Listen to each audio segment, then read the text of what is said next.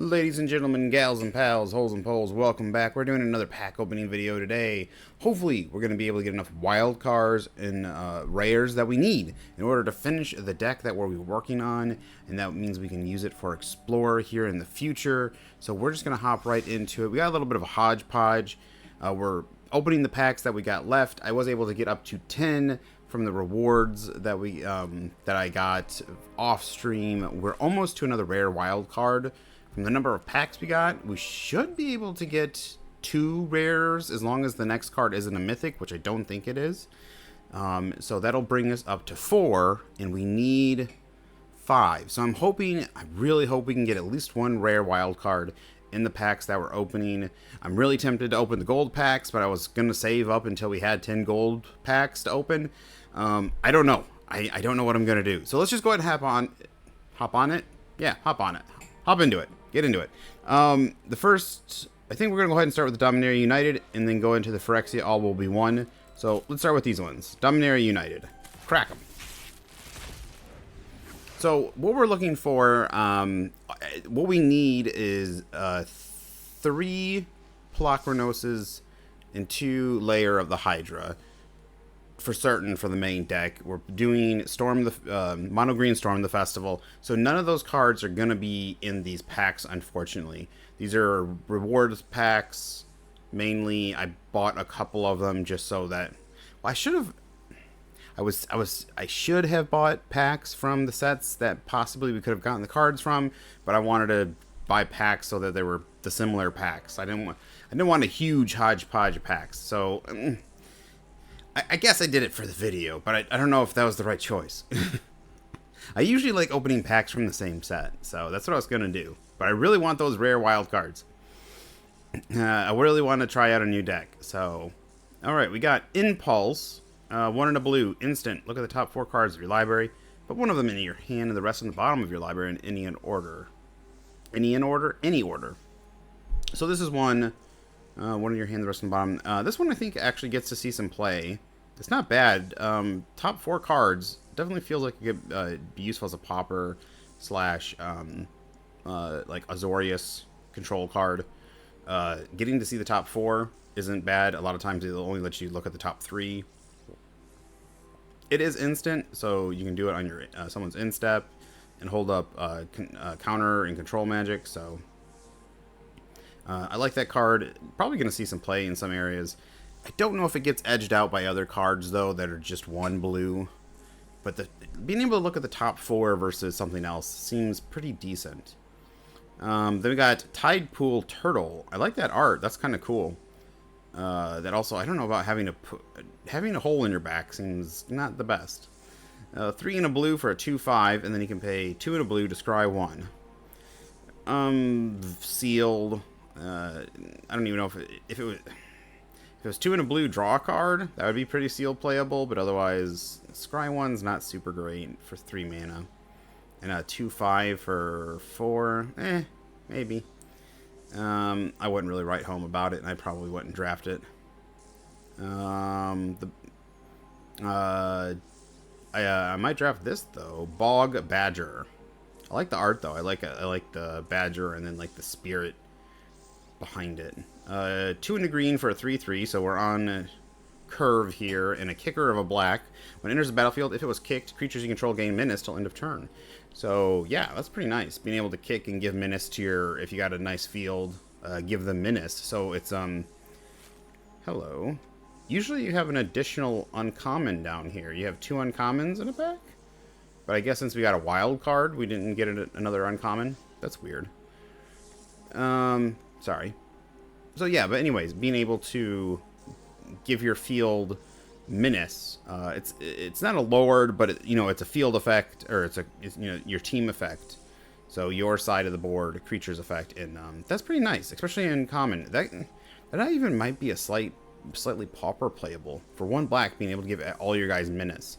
You don't have too many, other than like was it Meet in a Tavern, which like mono green, sorry, not mono, but just pauper elves plays, because it lets you dig for creatures, and it also lets you, the other option is giving your team +2/+1. Is it either +2/+0 or +2/+1, and the other option is like dig down 5 cards or 4 cards and look for creatures, put them in your hand. So creature on curve, and then also being able to give all your team menace is pretty nice.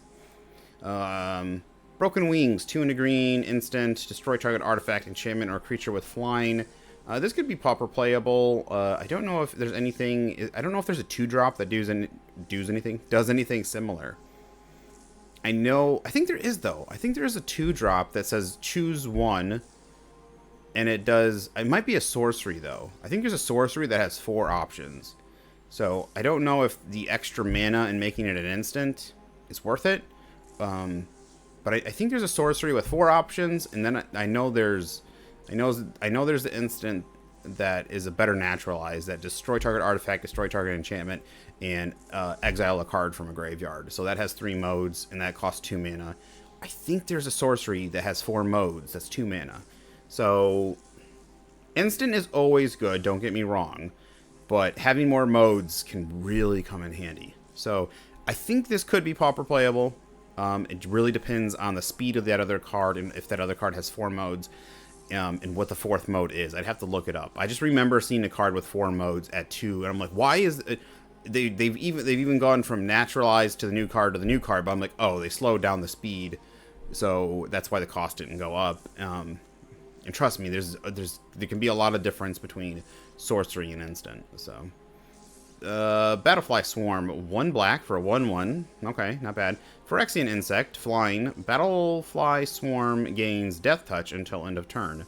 On curve, 1/1. This could actually be playable too, I think. There's few things that have evasion, and then, I mean, being able to give it Death Touch, not bad.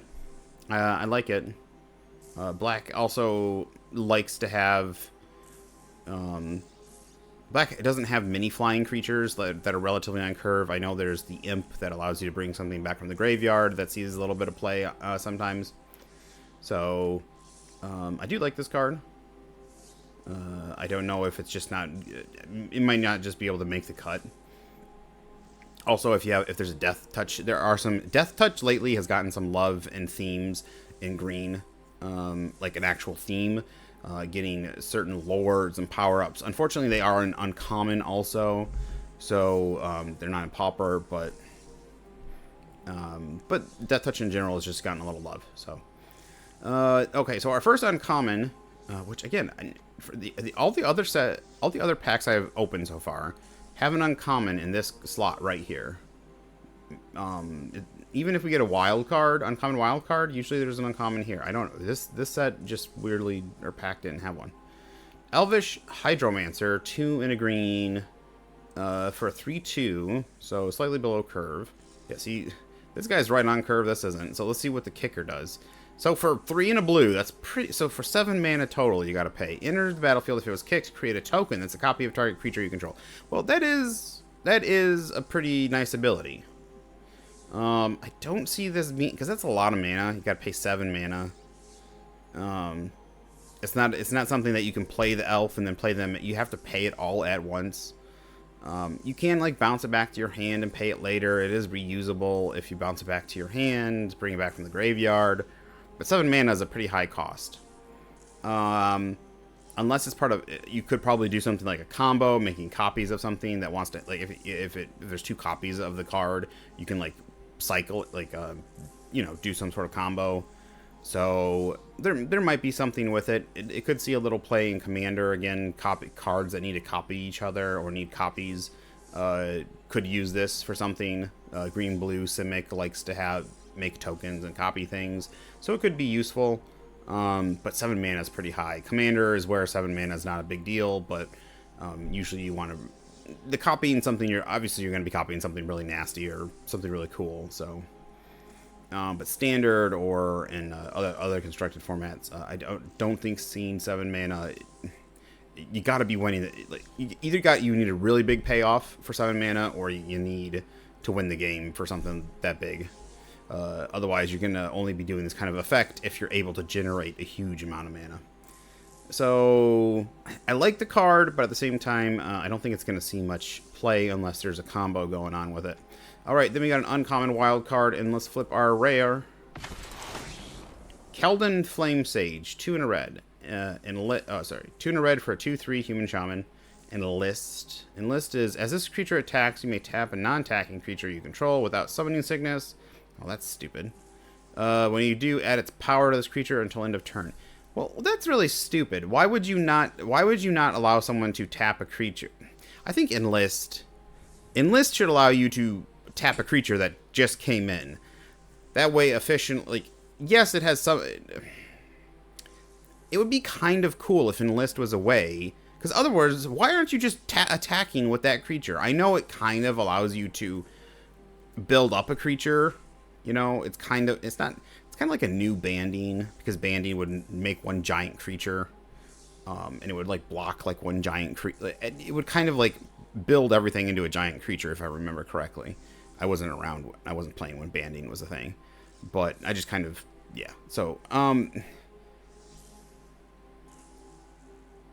yeah, I would like it if you would able to, you know, play a creature and then tap it and then added the power to it. Like, even if it was only adding the power, you choose, like, add the power or toughness or something.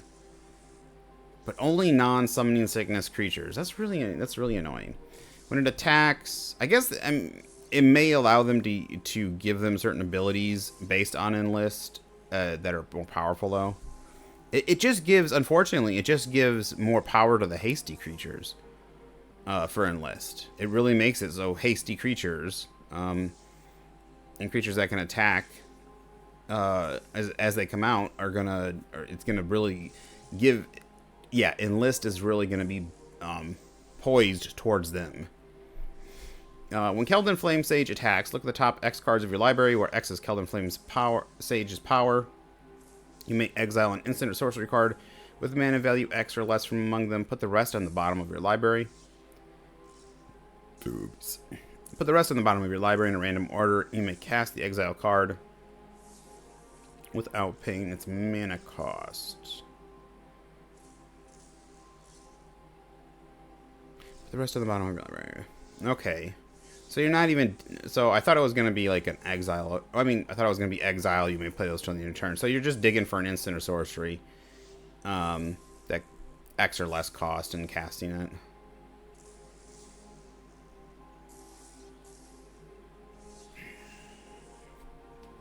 It's okay, but it's not that great. Especially for 3 mana. If this was a 2 mana card, this is like a 1/2 for 2. There's a possibility this could see some play, because it allows you to dig for those burn spells. But I think you have a lot. I think you have other stuff. Things like, I'm trying to think. The Arcanist. I can't remember what the full name is, but something Arcanist from the War of the Spark. Is it War of the Spark? I can't remember the name of that dumb set. It's not a dumb set, but it's still the one. Yeah, the one that was all Avengers, like, you know, Planeswalkers Assemble. Yeah, I think it was War of the Spark, and yeah. So something Arcanist, and it can when it attacks, you can exile a instant or sorcery from your graveyard. With CMC equal to or less than its power. So you use like a pump, or you can, yeah, so you can like, it's like a 1/2 or it's a 1/3, and people use it to like exile lightning bolts, pump spells, a lot of 1-drops and 2-drops and stuff like that, and they use it to attack and use lightning bolts and burn your creatures, and you get double. So you're not digging into your deck, but you're reusing your graveyard. That card is a 2-drop. Yeah, that one's gonna see far more play versus this. And you don't have to. You're gonna whiff on this probably a decent amount digging into your deck. Like, you'll run into another creature and a land or 2 lands or something. Even if your deck, unless your deck is just primarily like 80% sorcery spells, you're gonna whiff once. You're gonna whiff once in a while. Well, that card is going to, you know, what's in your graveyard and whether or not, you know, you're gonna cast something, pump it up, or cast something, use a burn spell, then attack, and know you're gonna get another trigger off of it. So that card, that Arcanist, is gonna get more play than this. And again, I said, again, 3 mana. It still might be playable, but I still like Over the Arcanist. I don't think it's not gonna replace or even probably sit side by side to what it's doing. All right, next pack. All right, we got our rare wild card, and yes, the next one is another rare wild card. So, we got Idyllic Beachfront. So these are, so I actually like these. These are fetchable, duels, but they still enter-tapped. So unlike the other ones, there's a whole bunch of other lands that enter-tapped that they're not dual lands. They don't have basic land types, so that you can't fetch them. They just enter-tap and tap for like one of the two colors or one of the wedges. So, but these ones are fetchable. They just enter tapped, and there's no way to have them enter untapped. So, but I still like them because they are fetchable, and none of the other basics are fetchable. In Pauper, I don't think that's going to matter much. I don't think there's anything. I don't think there's anything that can fetch non-basics in Pauper. So I don't think these are like amazing for Pauper or anything. I'd really have to look to see if they printed any cards yet that let you search out basic land types versus just basic lands. Because if there is a Terramorphic Expanse similar card that lets you sack and search out a basic land type rather than just a basic land, then you could search these out. You could get these. So these would be far more useful in Pauper. But I think so far, all the Evolving Wilds, Terramorphic Expanses, any common card that lets you search out basics, only lets you search out basics. I wouldn't mind if they allow you to search these out. They get a card that says basic land types, because those could input it into the battlefield tap. You know, make sure it comes into play tapped or something. It's going to come into play tapped anyways, but that way, if you that new version of Terramorphic Expanse or something, if you use it in Commander or another set, it's going to make it's still going to make your, say, the Triomes, it's going to make the Shocks, it's going to make any of the other fetchable lands enter the battlefield tapped no matter what. Obviously, if there's another effect that untaps it, that's something different. But it's still going to make them enter the battlefield tapped, even if they have a thing that says it can come in untapped. So I still like these lands. Again, fetchable, so you can fetch them in Commander. It's just another fetchable one. So, and that means if you're still slightly on a budget, these are cheap fetchables compared to the other ones. So these do have a foot up over the other ones. Versus, I still like the ones that give you life, but then there's other very basic ones that enter the battlefield and do nothing. They're just two colors. So these are a step up over those. All right, next card, Stall for Time, 2 and a white, kicker, 1 and a blue, tap up to 2 target creatures. This spell was kicked, put a stun counter on each of those creatures, draw a card. Actually, I don't think this is a bad card. This might be Pauper playable. 2 and a white, being able to just tap 2 creatures, slows them down for a turn. You do it on their turn, they can't attack. Maybe you can attack in. But then for 5 mana, ain't bad. Being able to take them out for additional 2 mana, you can take them out for an extra turn. So for 2 turns, and you get to draw a card. I think this is actually probably playable in a couple areas, even probably a sideboard card somewhere. So I like that. Lightning Strike reprint, I think it's a good card. It's just a slightly worse Lightning Bolt in the mana cost, but usually you play Lightning Bolt and Lightning Strike if you're going for it. 3 damage for 2 and 3 damage for 1 is usually, yeah, Lightning Strike. Lightning Strike is Lightning Strike. Lightning Strike and Lightning Bolt, 2 staples. So next common. Obviously a Pauper staple alongside Lightning Bolt. I don't know. I don't think Lightning Bolt is printed in MTG Arena. I think Lightning Strike is the only one. I'd have to check that.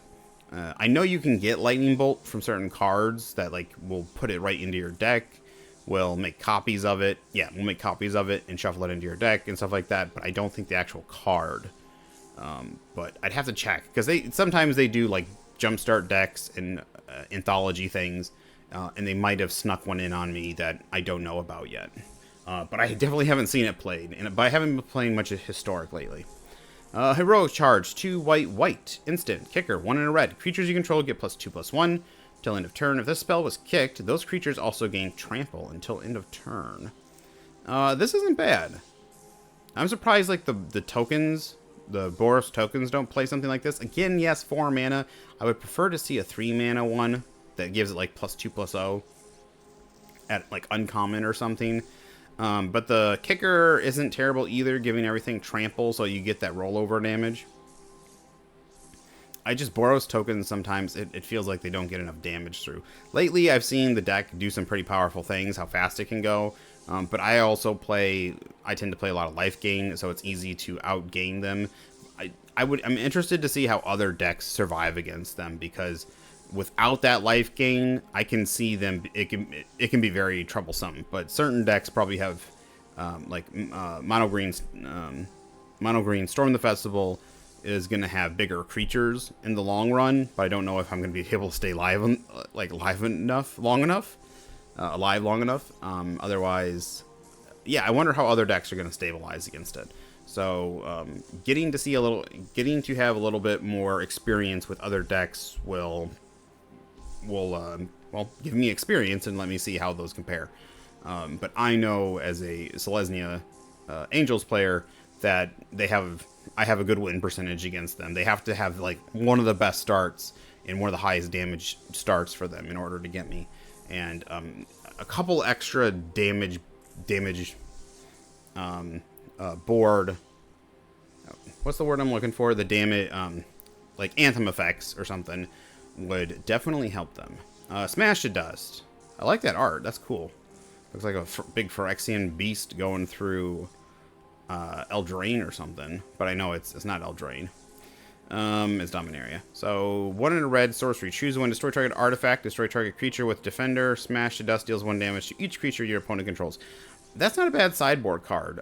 It can deal... It only hits... So the third effect, deal 1 damage to each creature your opponent controls. So it's not going to hit your X1s.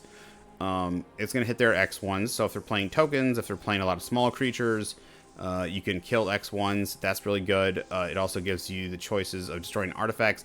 The Defender isn't going to be super relevant, but it could... I mean, it's another effect. I'd rather it be there than not be there. So 3 effects, 2 of them, which I think are very good. I don't know if it's gonna see over a Braid or something. I think it's definitely could see some play in Pauper. This is definitely a Pauper card for sure. Being able to blow up artifacts, being able to do damage to X1s, which is definitely usable. Things like Delver, Elves. There's a lot of decks this could be useful in, and only hitting your opponent's side of the field. The Defender thing still just seems kind of... I mean, it makes sense in what's going on with the castle and the walls and stuff, but yeah, it's just kind of random. There's not too many creatures with Defender these days. I kind of wish Defenders would kind of have a little bit of a comeback, because there are interesting cards that let you ramp in Defender and give you certain effects based on Defender. I would like to have a little bit of a comeback. So our first uncommon, yeah. So it seems like, just to say, in Dominaria United, you get 5 uncommons. Usually it's 4 uncommon. Like the newer sets, it's 4 commons, 3 uncommons, and a rare. In this set, it's 5 uncommons. 5 commons, 2 uncommons, and a rare. I don't know if they changed it up. I don't know if it was just for this set. Maybe it was a smaller set. I don't know. If it was a smaller set, maybe that's why. So, Combat Research, 1 blue, Enchantment Aura. Oh, I know this card. This is for blue-white auras. This is a good one that we got then. This definitely works for us. Enchant Creature. So, sorry. Just read the card. Read the card, stupid. Reading the card explains the card. 1 blue, Enchanted Creature. Enchanted Creature has, whenever this creature deals combat damage to a player, draw a card. So that's good.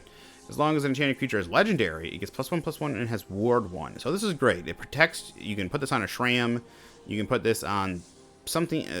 Something Pause. The other legendary one. Something that's like it's something Pause, like the Emperor's Guide or something. It's cat fox thing from the new Kamigawa set.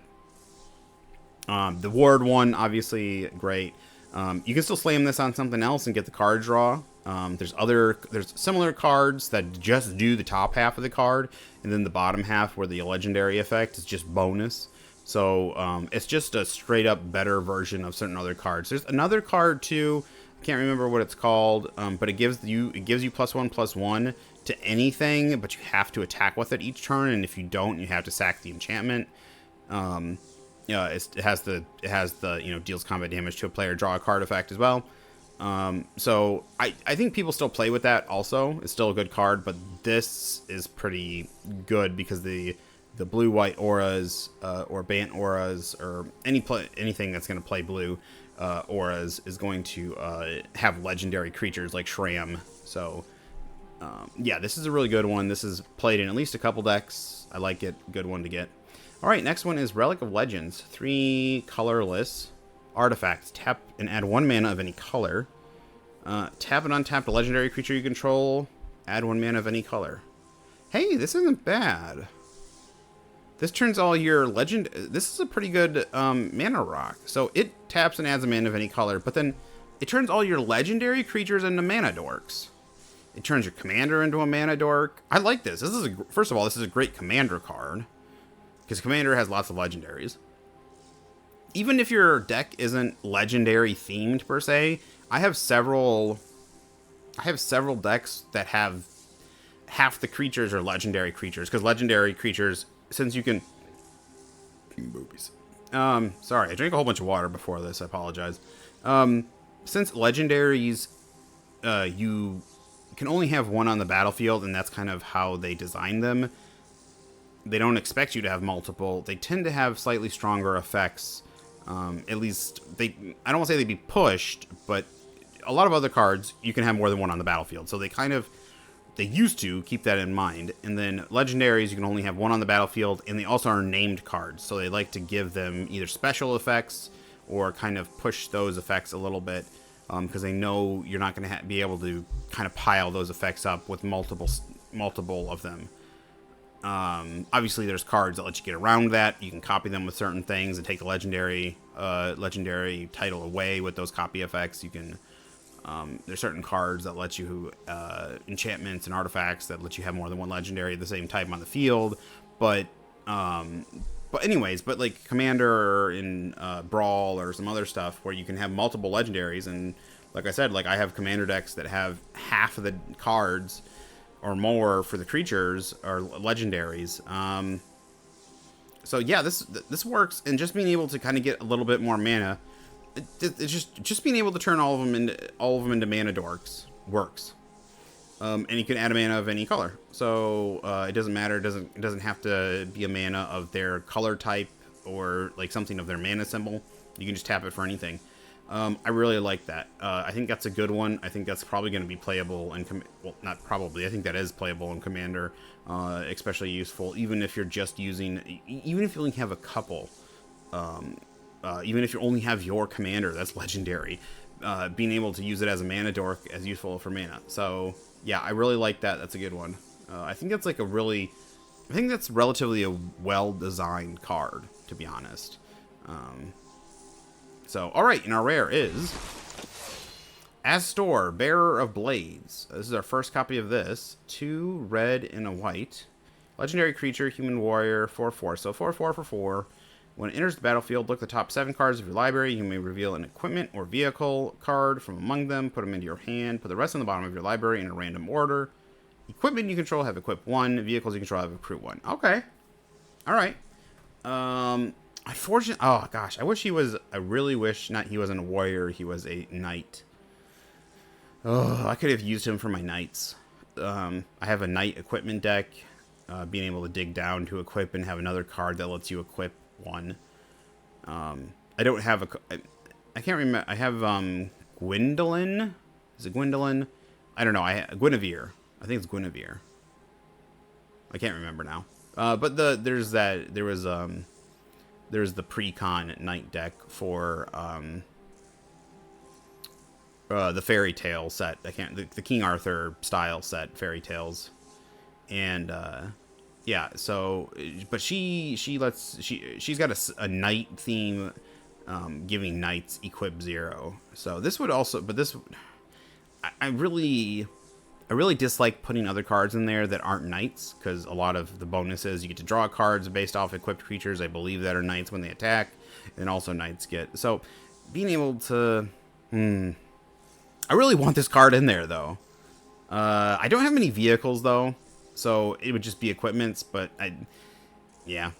But I like the card. I do. I just really wish it was a knight. Why couldn't you have been a knight? Warriors really don't have, like, Warriors used to have a little bit of a theme, but lately, like, they don't have. They got a little bit of. They got some Lord effects in, what was it? Khans of Takir. One of the Takir sets. Dragons of Takir, Khans of Takir, something. They got some Lord effects. There were some Warrior cards in there. I wish they got either a little bit of love. I really wish they would get a theme and stay on theme, or they would just get some love. Get a Lord, you know, stay in a color. They're kind of all over the place. They do have a Mardu color range normally, but they're all over the place. Usually when you see a warrior, you just don't know what it's going to be doing. Usually if you see a soldier or a knight, you kind of know what it's going to be doing. I mean, you kind of do. Warriors are just all over the place. They're kind of like cores. Cores kind of have an equipment theme, but they don't just have your normal lords, like a cheap 2-drop lord and like certain effects. They have an equipment theme, sure, but they're just kind of like they do lots of random things a lot of the time. So I still like the card though. All right, next pack. I like the card, but I just wish it was a knight. All right, we got the Sunlit Marsh, so that's the plain swamp version. I actually like the lands. I mean, I like the art. This one reminds me of Ark. The very first map has a. It used to, before they finished the map, there used to be a mountain with no top on it. It kind of looked like this, except it didn't have these little arches up here. It was a mountain that kind of had a top cut off. So, yeah, I like it. So we got that one. So we got the black-white one. All right, Meteorite. This is a common card in commander sets, like the precons. When it enters the battlefield, it deals 2 damage to any target. Tap, add 1 mana of any color. Unfortunately, it's a pretty expensive mana rock, but the 2 damage doesn't tend to be super. I like the obelisk. The unstable obelisk. It's a 3 mana rock like a lot of other ones. I think it taps for colorless. It either taps for colorless or mana of any color. So I can't remember. But then you can tap 7 mana, tap it and sacrifice it, and it can blow up any non-land permanent. And in Commander 7, like, it usually is later game, but usually that's when you want to use it because there's a really nasty thing on board.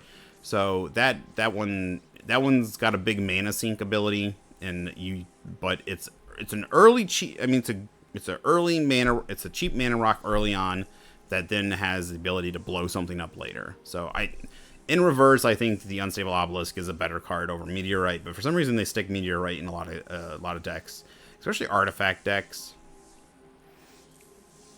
All right, next one. Hold up real quick. Oh, that's a common wild card. Okay. Haunting Figment. For 2 mana, Illusion, 2/1, Vigilance. Haunting Figment can't be blocked as long as you cast an instant or sorcery spell this turn. All right.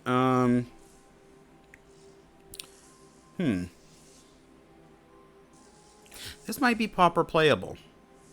I'm thinking about like a blue-red, like if you're casting a lot of. This might be slightly playable in pauper. I like it. I like the unblockability, and there is a lot of instant and sorcery casting, especially in like a Delver. 2 mana might still be a little bit much, but I don't know. If you could get a lot of damage in. It also has Vigilance, so you can attack in, get some damage in, and then sit back with a blocker. So again, I'm interested to see what 2 CMC is still too much. Also, the question is what would you take out, or is anything unwanted? But all right, we got a common wild card, and then we have Yavimaya Sojourner. 8 mana for a 4/6. That's kind of expensive. Domain. This spell costs 1 less to cast for each basic land type among lands you control. I don't think Pauper doesn't tend to play too many 5 colors. You got like, I mean, if you do play a 5 color, you got something like Tron. But usually you're not playing tons of basic-y stuff like these, or you're not playing tons of lands like these. So, I mean, you could get up to 5 CMC reduction, which would make this a 3-drop. My brain's not working. This is 8 mana. So, yeah, you could technically reduce this by 5. So, well, that's for each basic. Oh, you could technically, if you include wastes, which is a basic land type, if you include waste, right, that's 6 mana. So, technically, this could be a 2-drop. People always forget waste nowadays, unfortunately. I'm kind of interested to see if waste or the waste full art lands are expensive. I kind of feel like they need to do some new art for those. But anyways, Yavimaya Sojourner, that, or I kind of want them to do. I want them to do another. I need to do a plane that has wastes, but not Eldrazi. That's like a waste, but without Eldrazi. Yeah, that'd be cool. Yeah, unfortunately, I think it's just too high costed. And it's not like, maybe if it was a 6/6 for this cost, if it was a 6/6 that you could possibly get for like 3 mana, then I could see it, or even like a 5/6. But a 4/6, I don't know. Pauper's not going to be playing. I would have to see if there is a deck that goes off domain that is playing a lot of basics. This might be playable, but I don't know. I don't think there is. All right, Bortuk Bone Rattle, 6 mana, 4 black green, legendary creature, troll shaman.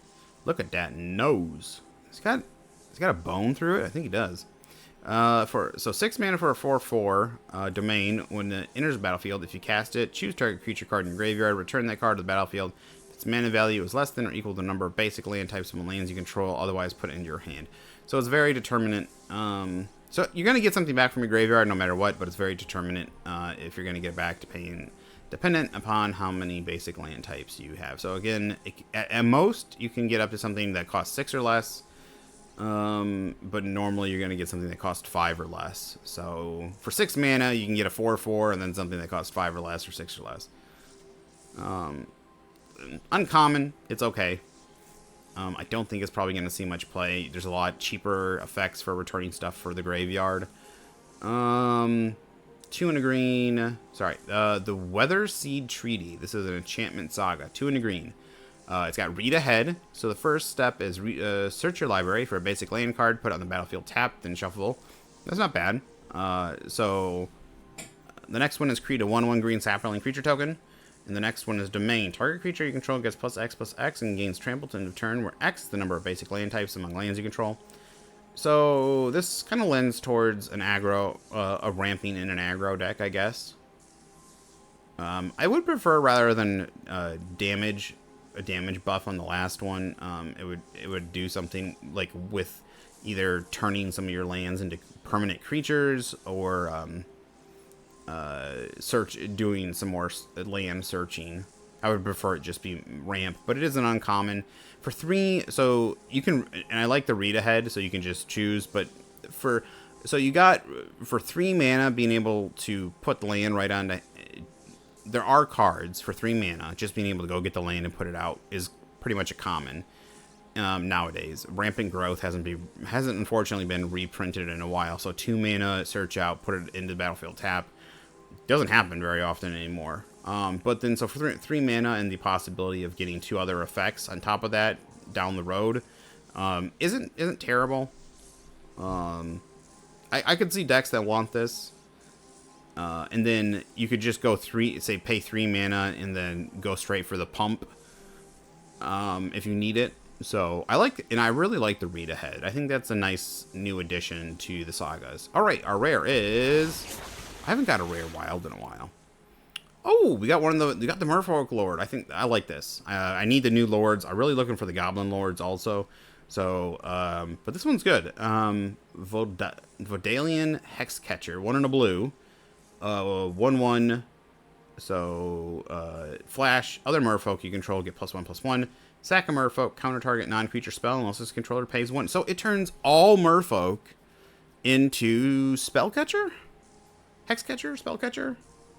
I can't remember. There's a 1/1 for 1 that lets you counter a non-creature spell or instant or sorcery if you sacrifice it. Or it doesn't let you just straight up counter it. Counter it unless they pay 1. I think it's Spellcatcher, and it's a Merfolk. So so that's like a staple card in Merfolk. And this just turns all your Merfolk into a Spellcatcher.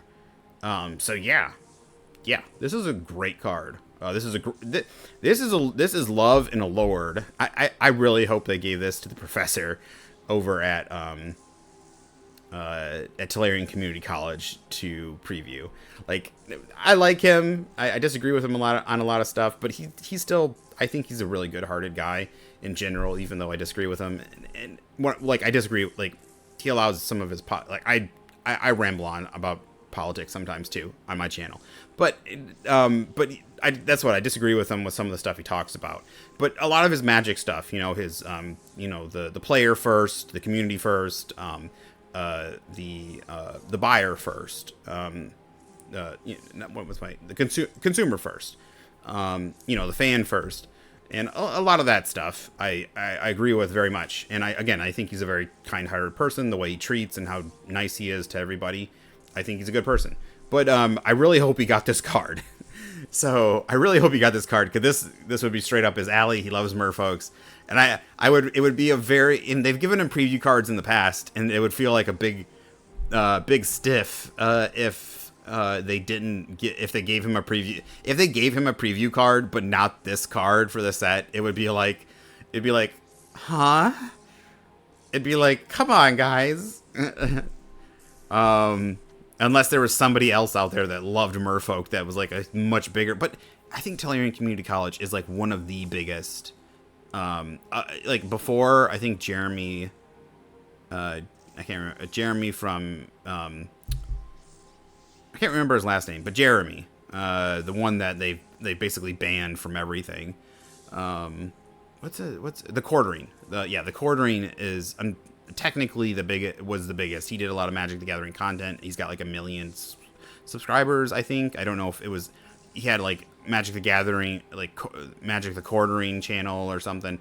That one might not have had 1 million, but he's one of the biggest. But he doesn't do that, like he doesn't do any of the box opening and content anymore, because they, or at least I don't think he does. Or they took all his stuff away, so, or at least his online stuff and collection.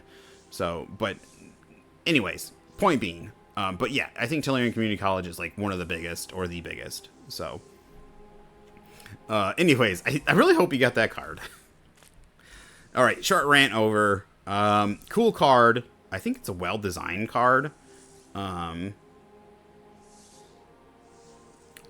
wonder if it's too powerful. You have to sacrifice the Merfolk, so you're gonna be going down Merfolk. It's kind of a desperate. Same thing with Spellcatcher. It's very desperate. It's like you need to sacrifice a creature in order to stop a really powerful card. You sack a creature to stop a. And it's only attacks of 1. So you sack a creature to tax the card 1. So if they're playing on curve, you got them, right? If they have extra mana, you might have to sack more than 1 Merfolk. That can be pretty taxing. So there are a few cards out there that produce, like, will make some Merfolk tokens. But I think it's a pretty heavy tax. It's even a heavy tax on you to have to sacrifice your creatures in order to tax them to make sure they just can't. You got to try and set them back a little bit. So I don't know. I'd have to look and see if there are some other Merfolks that produce Merfolk tokens. There are some green ones, like some green-blue Merfolk combos that can produce some tokens. But I think it's well-rounded, and you tax the person 1, and you got to give up a Merfolk. So it's not like simply tap it or something. The same thing, like, it's very similar to the Mausoleum Wanderer. The Mausoleum Wanderer is even a little bit more powerful in the fact that it can get powered up and tax you even more, unlike the other ones. This is always going to be tax 1. The Mausoleum Water, you can flash in and either the Lord can power it up, and that if its power is 2, it's now tax 2. You can flash in another Spirit, and now it's for the turn, and now it's got another +1/+1 till end of turn, and now it's tax 3 or tax 4. Like, that one can get pretty out of control when it comes to that scenario, and it's like, oh well, I just can't play any instant or sorceries now because there's a Mausoleum Wanderer on the field, and I need 4 more lands because it's got 4 power or 3 power scenario. So I like this. I think this isn't bad. I also love the art on this. Dimitri Burmak, you did a great job. I love the coral coming off of him. I love... I think what I really like about it is it both looks beautiful, but at the same time very masculine, surprisingly to me. Like, it looks like a dude, like, it looks like a guy, and he looks very threatening. Not threatening in a bad way per se, but like, it looks very aggressive. Like, it looks like they're battling somebody, or there looks like they're doing... I love the gaze in the eyes. The color's great. Merfolk tend to be, like, really beautiful and stuff, so... But it also still has, like, that kind of masculine look to it for me. I love the... Like I said, I love the coral and stuff coming off the shoulders and the head. It's gorgeous. It's very well done. It's got... Like I said, it's got that kind of beauty and masculinity to it. It's kind of weird. But it is. It's very well done. I very much like it. The art in this is very good. I would love to have full art of this, a borderless. So, all right. I would even love to have this art to hang up on my wall. All right. So we're gonna go ahead and open our first. So that was the last pack of Dominaria United. We got a really good card. So we got one wild card off of this. So we're going to get another wild card just from here. I really hope we get a wild card out of a pack. That means we'll have 5 wild cards in total if we do get a wild card out of a pack. And we'll be able to make Storm the Festival complete. The sideboard, we can change up a couple cards. We're only missing 2 cards in the sideboard for best of 1.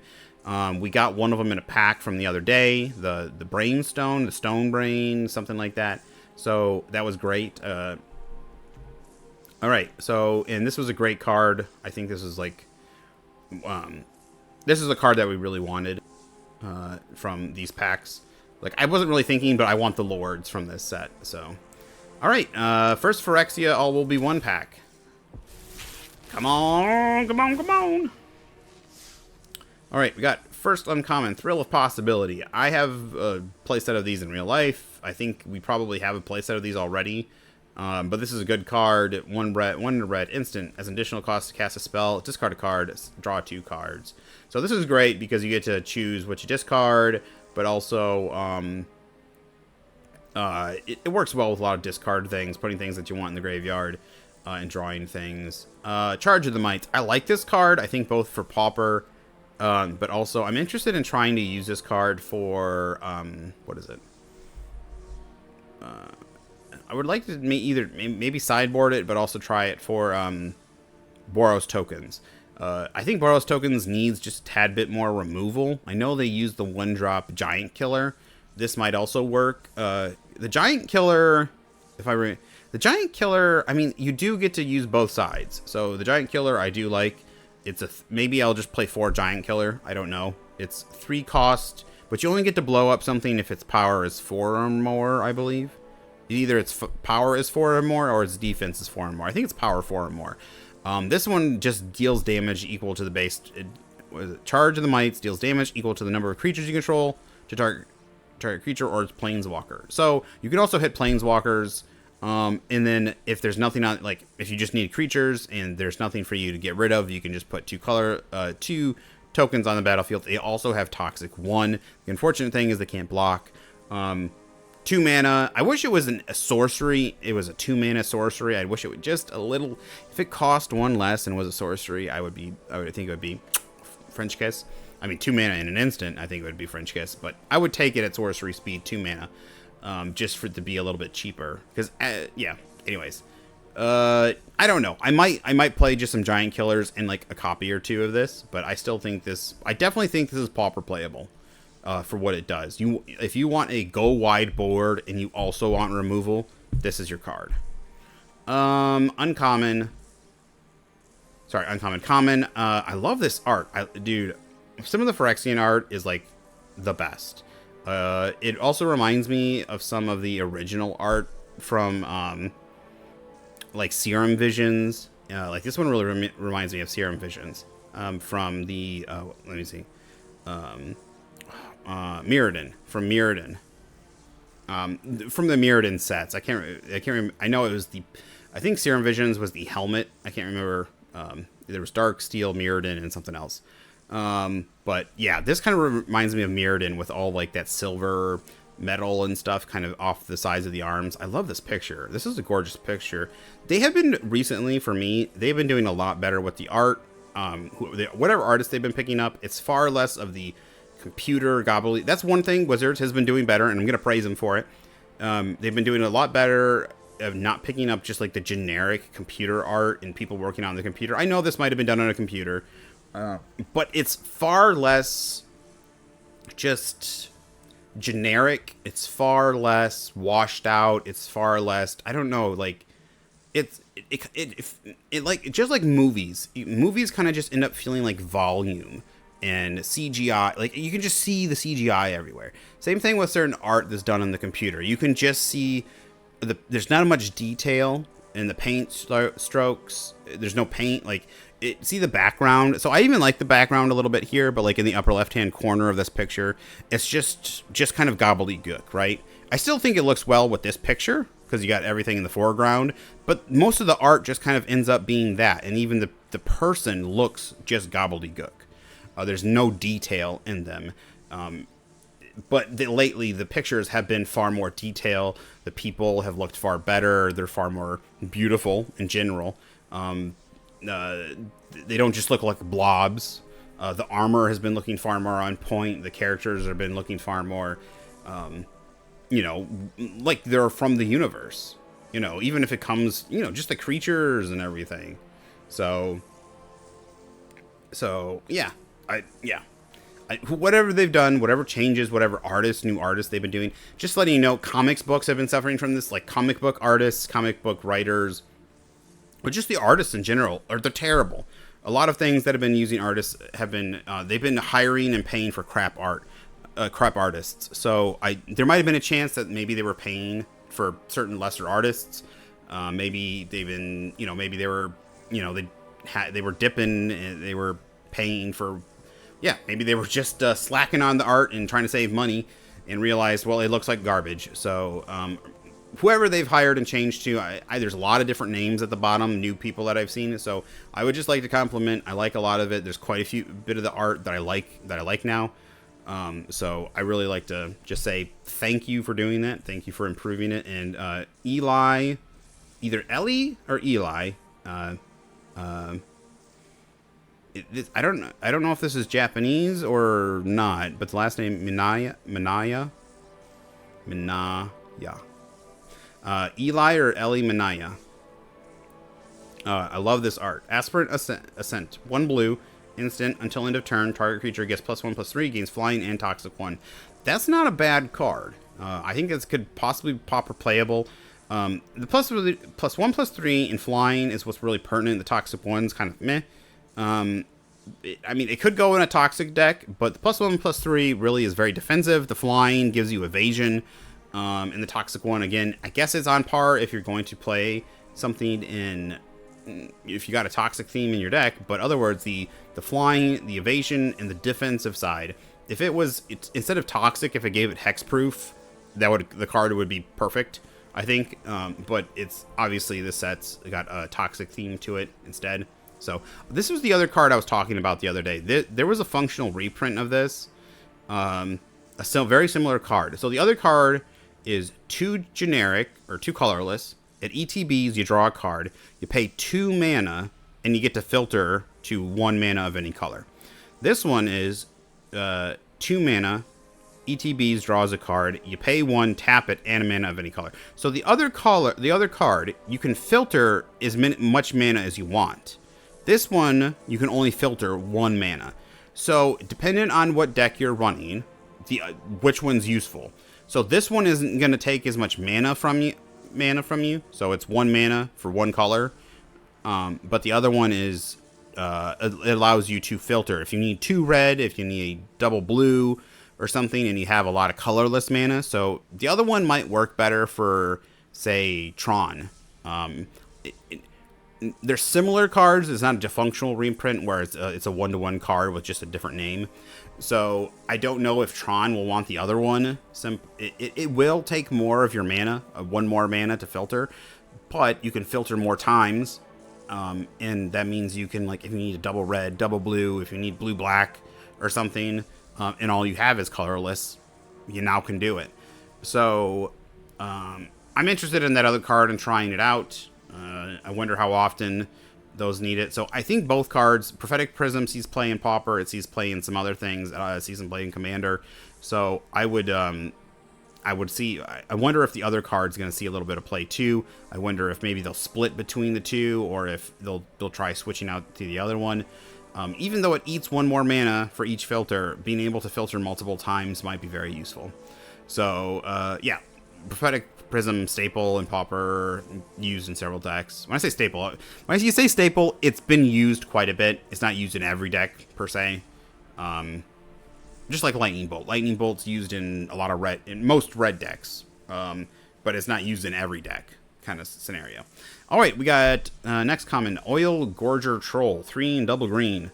When it enters the battlefield, you gain 3 life. Then if you control a permanent with an oil counter on it, draw a card. This can actually be playable, except we've got other cards at 5 mana that are like 5/4s, gain 3 life. But the fact that it's a life gain and draw cards, it doesn't have evasion. Usually in green, you want things like the Dinosaur, that's a 6/6 for 6 with trample.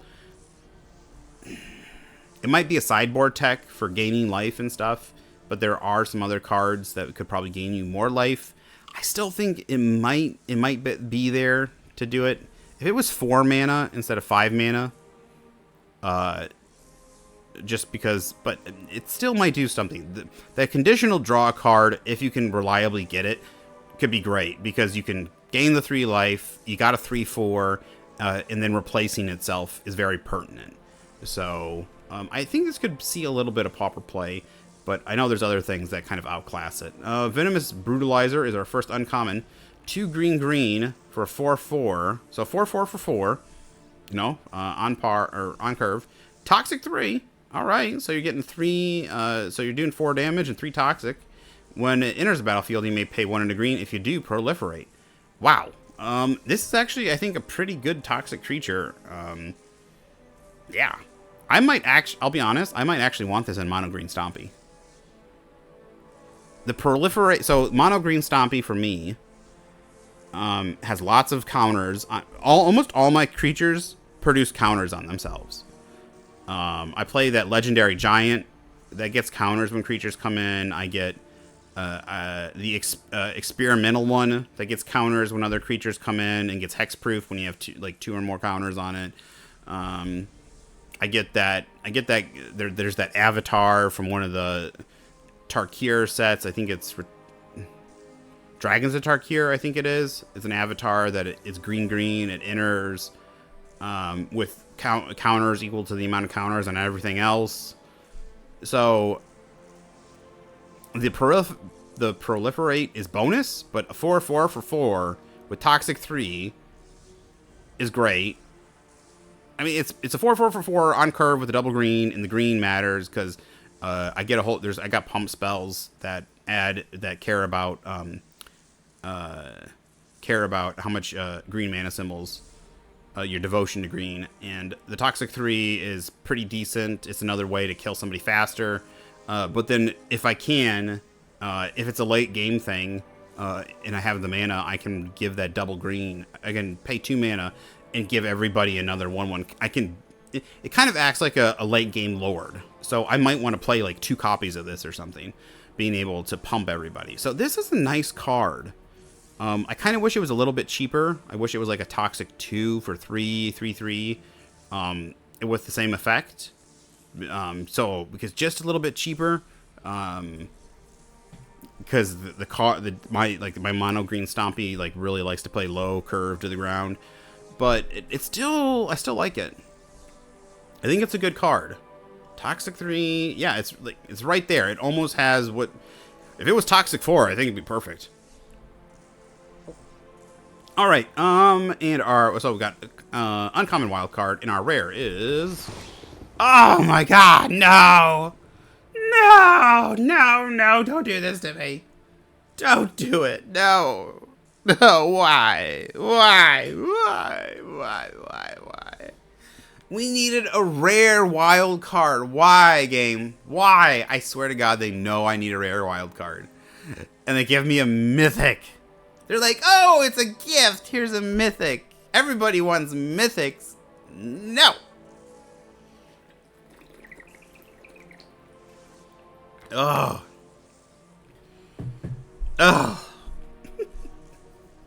It's worse. It's like somebody comes in and they're like, here's $1 million. No, I only wanted $100,000. Something like that.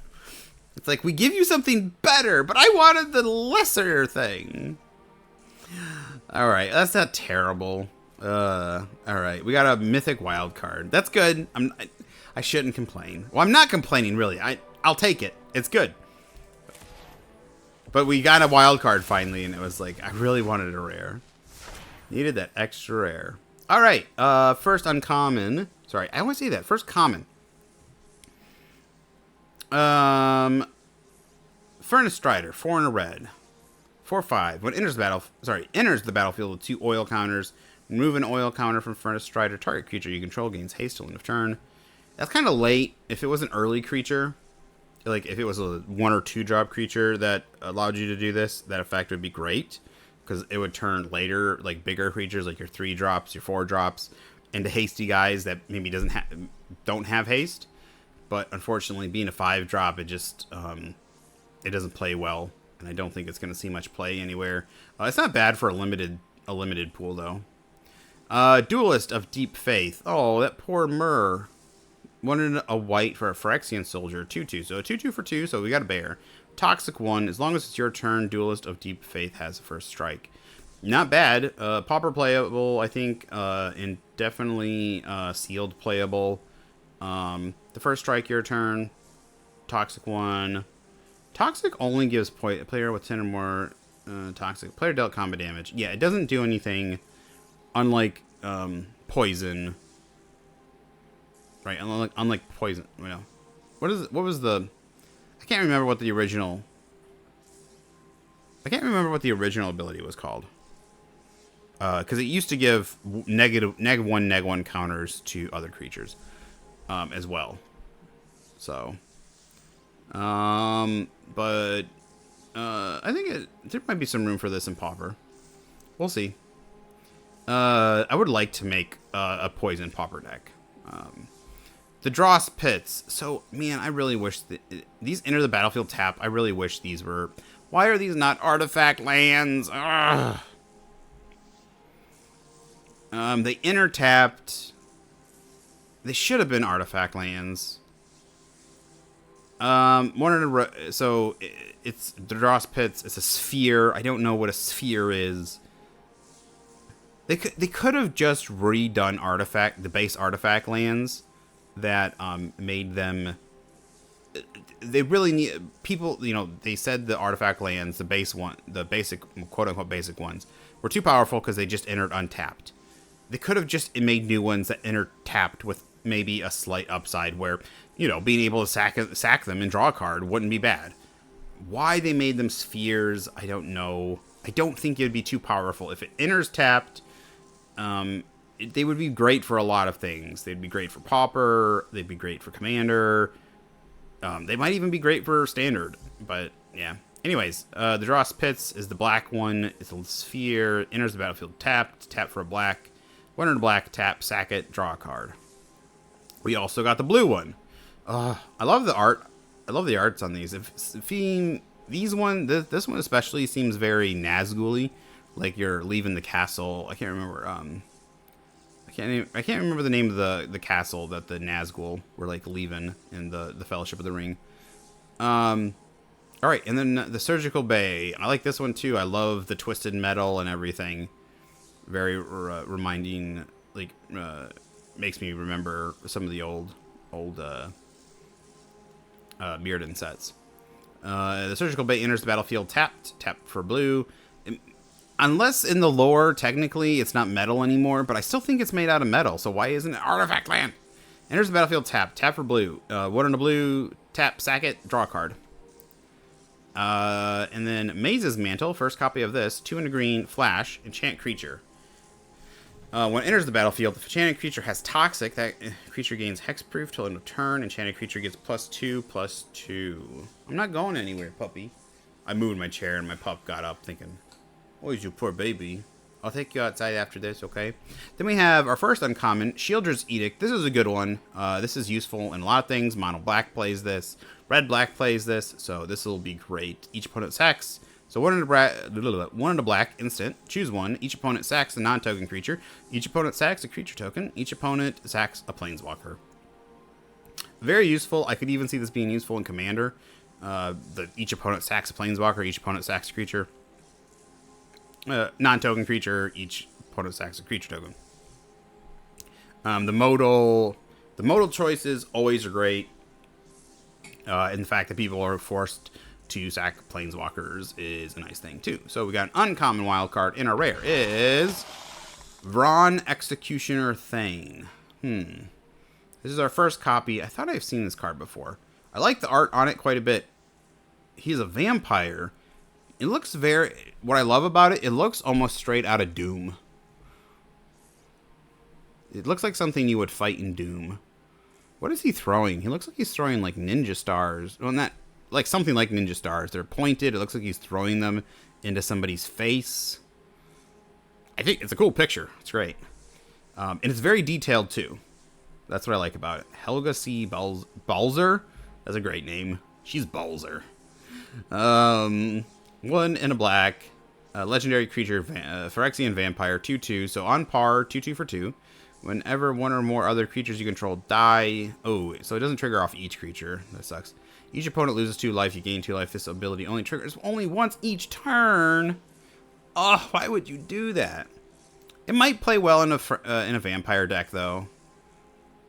Even a Phyrexian deck. But, yeah. Damn. It only triggers once... You already have the tagline in there, whenever one or more... So if you have an instance where like 3 creatures die at once or 2 creatures die at once, you're not getting multiple triggers. But if you independently sack a whole bunch of creatures, or like if someone kills your creature, I kind of feel like you should. Well, then switch it to 1 life. Like just switch it to 1 life and 1 life, right? And let them trigger multiple times. I mean, for Pete's sakes, you can do the cat thing. Like, this is where usually legendary creatures feel a little bit more pushed with their abilities. But that stupid cat combo with the witches cauldron, you could do that as many times as you got damn food. Like, over and over and over, you can do that thing.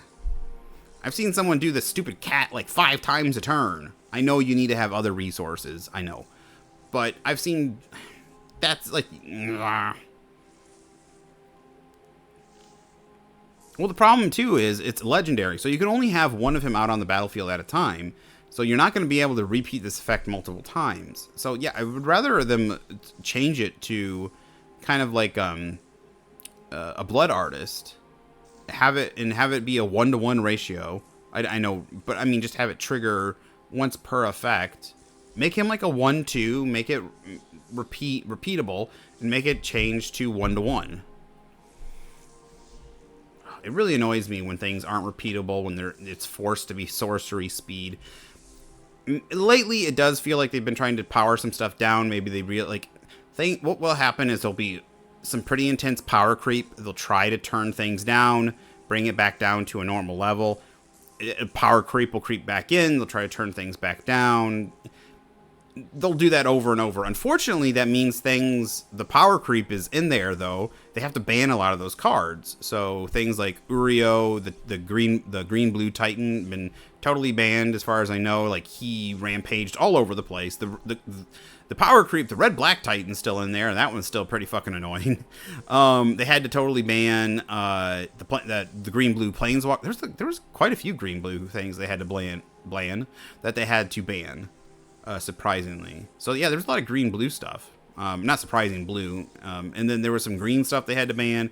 Recently in Standard, they banned quite a bit of red black in the sacrifice stuff. So yeah. Anyways. So maybe, like I said, they're on the path of turning things down. Unfortunately, that means they have to ban or hold back the other stuff for a while. Anyways. I still like the card, though. I just really wish you could trigger it more than once per turn. I guess it's meant more to be a reward, not a reward. It's meant to hurt for, like, put this in a vampire deck, and it's meant to hurt people for when they get rid of your creatures.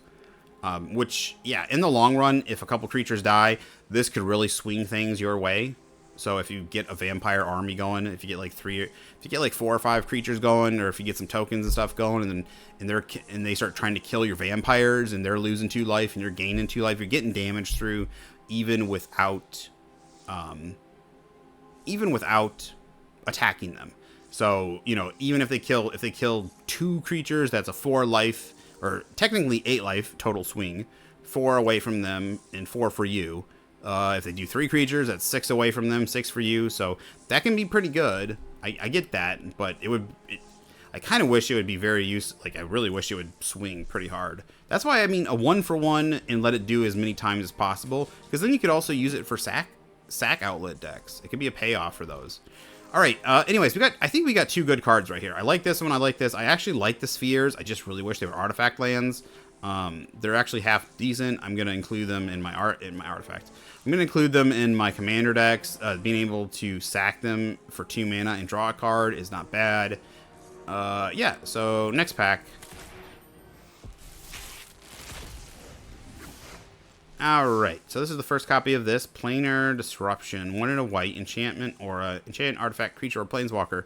Enchanted permanent can't attack or block. Its activated abilities can't be activated. So, I don't think this is the first time we've gotten a 2-drop, but it's the first time we've gotten a 2-cost one in a long time. Normally, this costs 3 mana. So, this one's a good one. Definitely pauper playable, and I think it's actually playable in general. 2 mana to be able to stop artifact, creature, or planeswalker. Stop activated abilities. It even says... Yeah, it doesn't say anything about mana. Normally, a lot of these cards say except for mana abilities. This one says all abilities. This one's good. I think this is a good card. I like it. And I even like the art. Even though it's like very ethereal, it's still pretty detailed. I like how the guy and the girl are like reaching for each other, and it seems very sad. And I like the armor on the girl too. I like the guy as well. It looks like he's from Kamigawa. It looks like this is from Kamigawa. His armor at least looks Kamigawa, and he has like a Japanese style sword on his back. Yeah, I like it. I like it a lot. I like everything about that one. All right, next one is Complete Devotion. 1 in white instant. Target creature you control gets +2/+2 till end of turn. Did I say target soldier? No, target creature you control gets +2/+2 till end of turn. If that creature was toxic, draw a card. That's pretty. That's pretty useful for toxic. 2 mana. I wonder. Obviously, a lot of things that like to use pump spells love 1-drop pump spells. But being able to give you a card for toxic, I think is I think that's pretty good. Being able to replace itself.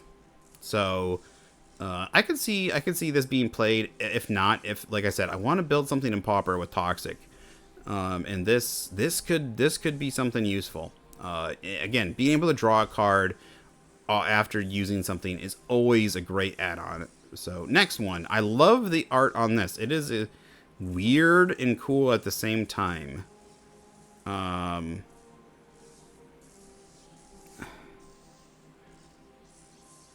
It's got, is that all? Yeah, that's all the, is that all the magic colors of mana?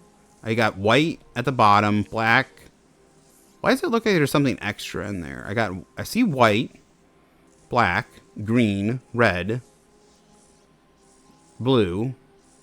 What's at the very top, though?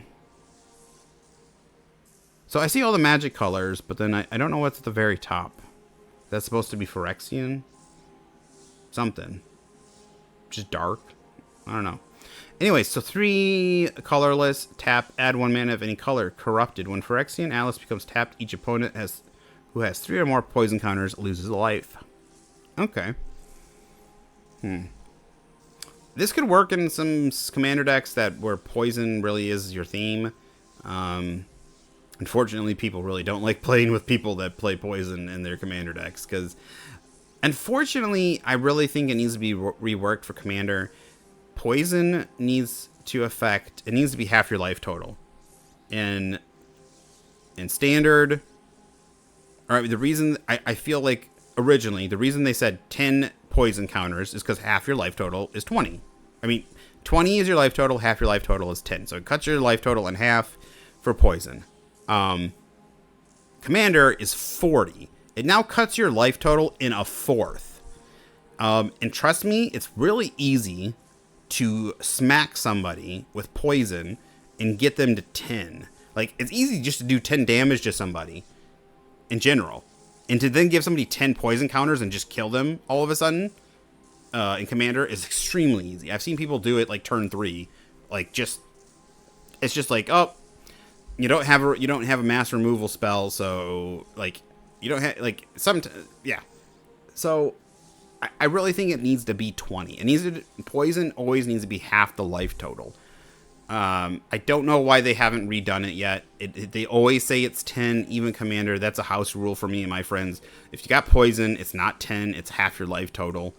Because that's still pretty. I mean, it's yeah. I don't know why. Why would you make it half your life total for a normal game, but then still keep it that life total for every other game set where your life total is larger?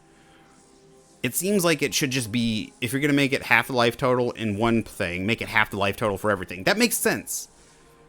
Don't cut your life total in half for standard, but then cut your life total in half for everything else. The ruling should be, like, yes, it's 10 for standard, or if your life total is 20, it's 10, but then if your life total is 40, I don't know.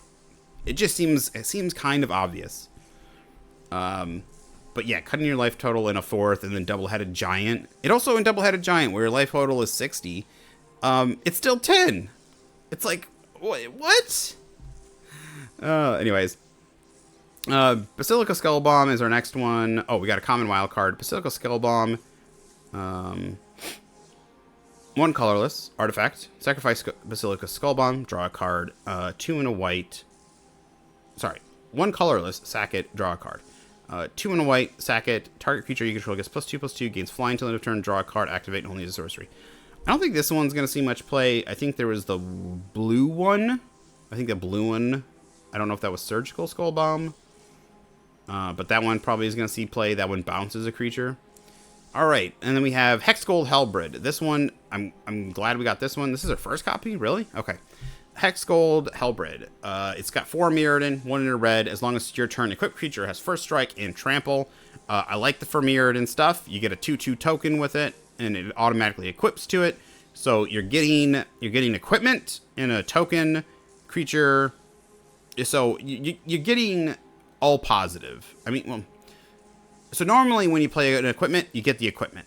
I know the equipment isn't like, amazing, but giving first strike and trample on your turn is pretty good. But you're getting a 2/2 creature with first strike and trample, and the first strike and trample turn stays around. So that stays around. And then you get to equip that as something that you can equip that to another creature as it comes in.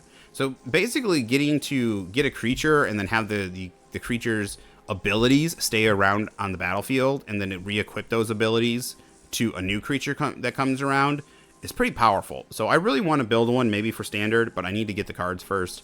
So I like a lot of the 4 Mirrodin stuff. I'm going to try and collect it. So I think these are good cards. There's quite a few good cards. All right, next card, Unnatural Restoration. I really like the art on that one. That kind of seems like comic book like you're, yeah, like he's, Yeah, it really seems like it's from a comic book. I kind of wish there was more detail, though. It kind of seems like they didn't finish it, but at the same time, like I said, it feels like a comic book. Yeah, it feels like they didn't really finish it. Like, it's kind of the armor, like the body part, is an etching. There should be more detail in there. This one I'm not quite sure about. Like, I like it, but at the same time, it feels like the red and white, like the face seems done. But like I said, it looks like a comic book shaded and drawn. But then, like I said, the red part and all that doesn't seem colored right. Huh. I have to take a look. I have to take a closer look at the art. Maybe it's too small, shrunk down. But it just kind of, no offense, but it looks like someone just colored it in like with markers. This is one of those cards I'm talking about where the detail isn't there. Like, there's detail in the vines and stuff, but for some reason there's not that detail in the body. The red and the white, there should be more detail there. There should be more shading in the red part, but it's just not there. Unnatural Restoration, 1 in a green, sorcery, return target permanent card from your graveyard to your hand, proliferate. It's got the proliferate. There's definitely going to be cards that are going to want cards. There's going to be decks that are going to want this. I don't know if there's a lot of strong proliferate decks. There's definitely going to be cards like Commander that want this, being able to return, obviously get one of your best, like get your best permanent card back from your graveyard, but then they just want free proliferate stuff. Super Friends could want this, get back a Planeswalker, and then proliferate. So that could be pretty nice. It's just it's free. Get whatever Planeswalker you want back from your graveyard for 2 mana. So that could be pretty decent. All right. Next is our rare. Oh, Phyrexia Arena. I totally forgot they reprinted this. This is obviously a really great card. That art is pretty great. I love. It looks alien. Is it the Golgari lady? I can't remember. That's what. Is it the Gol? I can't remember. What's her name? Is it the Golgari lady? It looks like the lady. It looks like both the Borg lady from Star Trek and then the alien. It's like an alien human from Aliens is about to have sex with Jace. Like, she is about to get it on with Jace. Like, it looks like it's her tail coming up and around, and they're like about to do it. She looks a little bit happy. She is like, baby. And her arms like coming around his body. Both her arms are coming around. She is like hugging him. She's like, come on, Jace, let's do it. And those tentacles are going on. Oh, you know what? It reminds me. There was there was Aliens, that, right? Then there was another like alien movie back in like the 90s or something that was very sexual. I can't remember what it was, but like it was like the alien came here and they were mating. I can't remember what it was called. People probably would know it. I can't remember it. Like, but they had these tubes on their head. They looked kind of like a mixture of the Predators. Like, they had like the dreadlocks and stuff, but they looked like humans. There was a relatively famous actress that was really hot. And there was, obviously, they took as much effort to have as little clothes as possible on her. And she was like, men had to stay away from her because the pheromones, because she wanted to mate with everybody. Oh my gosh. But yeah, it reminds me of that alien quite a bit. And she looks like she's about to get it on. Still love the art. Martina, I'm assuming that's a woman. Fakova. I approve. Thank you. Girl's not bad in the face anyways. I approve of the girl. The girl's like, I'm about to do you, Jace. But yeah, about the card, Phyrexian Arena is a great card. It's played as a staple in mono black. And yeah, we're probably going to need it if we're going to build mono black. So that's a great card to get. That's a great one to have. And also we can use it for Brawl or Commander or something like that. I actually need some copies now that they reprinted it. I really need to get some copies for Commander. I should probably read the card. Phyrexian Arena, 1 black enchantment. At the beginning of your upkeep, you draw a card, you lose a life. It is insane. Like, people were like when that card first came out, I can't remember. It's this one and then the other one that cost 5 mana.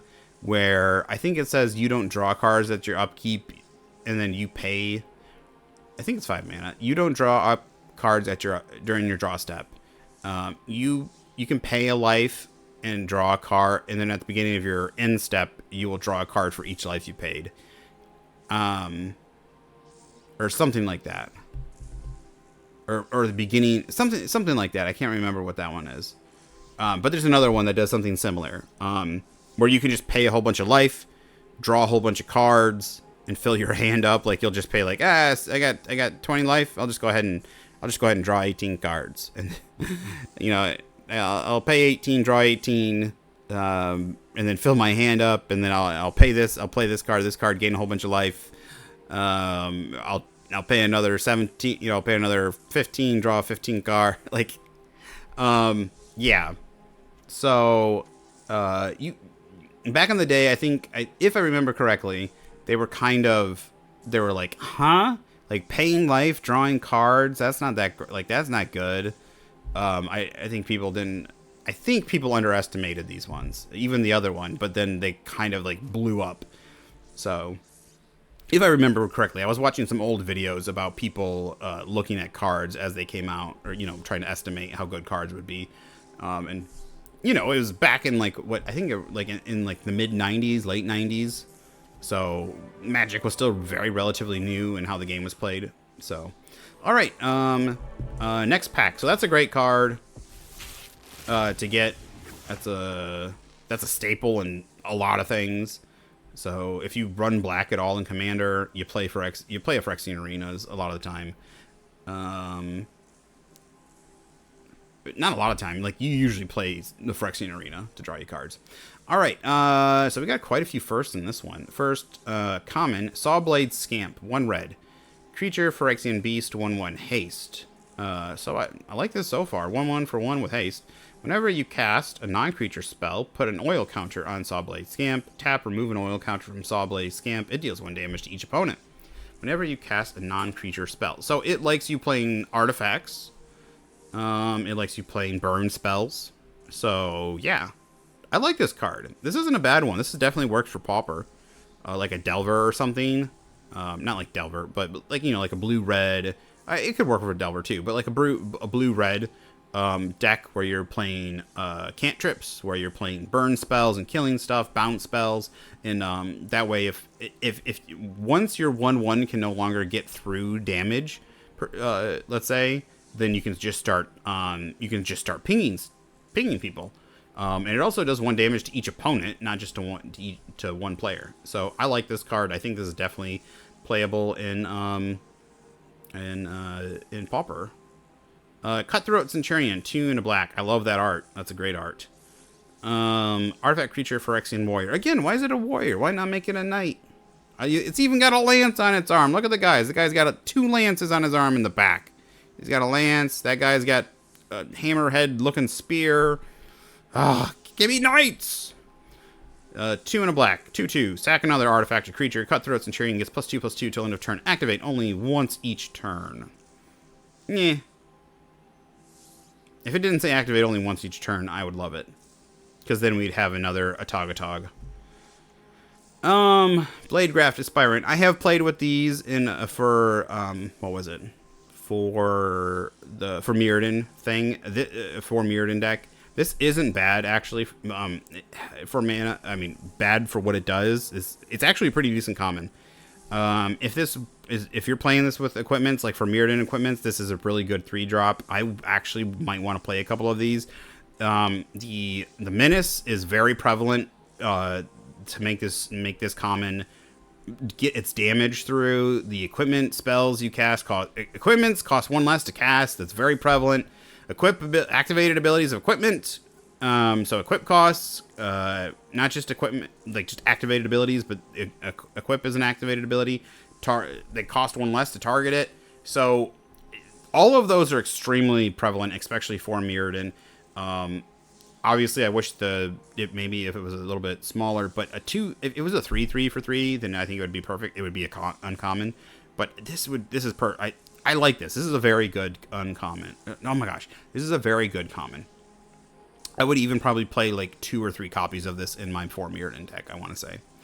Glistener Seer, unless there's something I can find that replaces it that is just better, like a little bit better. But all of those are prevalent. Making equipment spells cost 1 less. It has evasion.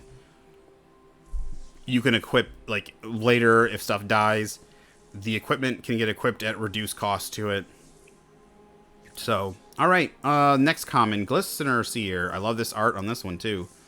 1 blue for a 0/3. Enters the battlefield with 3 oil counters. Remove an oil counter. Sorry, tap remove an oil counter from it. Glistener Seer scries 1. It's a Phyrexian Advisor. If it was a Phyrexian Wizard, the typing would be better. And unfortunately, Advisor.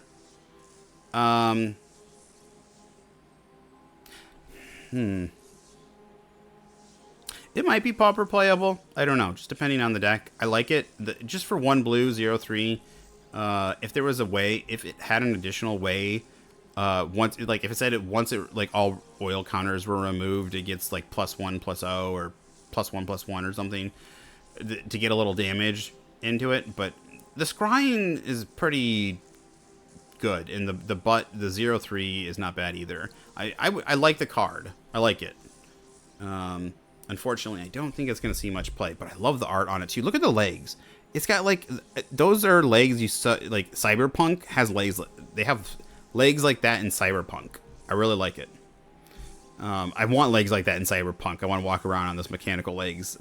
Unfortunately, I don't think you can get those mechanical legs. At least I can't find them. If anyone knows if you can find, if there's a cybernetic shop where you can change, like you can add like some of those cybernetics, like you can make your arms. I know if you get the bladed arms in Cyberpunk, you can like your arms will have like a mechanical look to them. But I wonder if is there anywhere you can like get the cybernetic legs or like a cybernetic face. For some reason, as far as I know, you can't do that. I can't find it. Can you? I don't. That's the NPCs can have cybernetic legs and like be completely metal and plastic, and I cannot. They have like tattoos all over their body and stuff, and it's like, why can't I? And it's maybe I'm just missing something. I've played 60, 70 hours of the game, and I still cannot find it. I've been to tons of Ripper Docks. I would assume that's where you do it. Anyways, if anyone knows, put it in the comments. I'm begging you. I want those legs. I see all these Japanese women running around with red, like, spiky legs, and I want to run around and kick people with spiky legs. Alright, Carnivorous Canopy, 2 and a green, destroy target artifact, enchantment, or creature with flying. If that permanent mana's value was 3 or less, proliferate. We saw another version that I believe was instant speed. Instead of sorcery, I don't think the proliferate is going to be pertinent over the instant speed. But I guess if the deck really wants proliferate, something like Pauper or something might want the... If the proliferate is very pertinent, then they might want this over the other one. Instant speed tends to be pretty important, but I can see it being playable, and especially Pauper. But all right, Rebel Salvo. This would be something in our 4 Mirrodin deck. I love this card. It was great. It was a great removal spell in when we were playing the midweek Magic. I loved that. That midweek Magic. I believe it's up right now. I loved it. It was go check it out if you haven't yet. I played it against a decent amount of the midweek Magic decks, and it was the future the future precons, and one of them was Rebel Armory, which was the one I was running, and it had a lot of the 4 Mirrodin stuff, and Nahiri in it as a creature, and this was a great removal spell. Rebel Salvo, 2 in a red, instant, affinity for equipment, made the reduction cost really low, and it works very much like a Galvanic Blast. Unfortunately, you can't hit players, though, but it's a great removal spell. So, affinity for equipment, instant. It deals 5 damage to target creature or planeswalker. That permanent loses indestructible till end of turn. So, yeah, I liked it. Most of the time, I was casting this thing for 2 mana, 1 mana. It was very rare I was paying the full price. So, normally, it was like turn 1. Well, the deck was a precon, so I didn't get to really mess around with it. Hopefully in the future I'll be able to, have turn 1 equipments, turn 1 creatures, but like artifacts or something. And then turn 2, I was mainly getting 2-drop 4 Mirrodin artifacts. Turn 3, I was able to play something else along with this as a turn 2 if I really needed it. Otherwise, this was always a turn. At the very least, it was 2 mana. Most of the time, it was 1 mana. It's also an instant. I think it's a very well-designed card, especially for the set. The equipment, I'm going to probably use this in some other decks of mine. I definitely want to make a 4 Mirrodin just paper deck, so... Trawler Drake is our next uncommon, so yeah, this is a great card. We're gonna be using it in the future. Trawler Drake, 2 and a blue, flying. This is our first copy. So how many first copies of these have we gotten? First. Wow. All right, Trawler Drake, 2 and a blue, creature, Phyrexia and Drake. It's a 0/0. So flying. When it enters the battlefield with an oil counter. Gets +1/+1 for each oil counter. Whenever you cast a non-creature spell, put an oil counter on Trawler Drake. That could actually be interesting to play with, because like if you use a lot of cantrips, burn spells, it's gonna grow. I like things that grow. That's what she said. That's what she said. Anyways, yeah, so I like that. Unfortunately, they're oil counters instead of like +1/+1 counters, so there's no. I mean, there's a different theme to it. You'd have to do some stuff with oil counters if you want any kind of mishmash, but. If only it was a 2-drop instead of a 3-drop for what it does. The 3-drop is kind of out there, but I still think it could be pretty good. It's not bad. If it didn't start either a 2-drop that starts as a 1/1 or a 3-drop that starts like a 2/2, because it's very easily removable. Luckily, it's out of push range for the very like they're gonna have to sack something to get into push range. No, I was thinking about the counter thing. Unfortunately, the oil counters don't count as counters. So, the other counter removal... And it looks like it should be artifact. It should be an artifact creature for Phyrexia and Drake. But unfortunately, it's not. It really looks like it should be an artifact. That stinks. I like the card. I think it actually might be somewhat playable. But it feels like there's some categories and some things that it just... doesn't fit into. Like it feels like it should be a 2-drop. It feels like it should just be normal 1/1 counters, or it feels like it should be an artifact creature. It feels like it's missing something to give it the edge.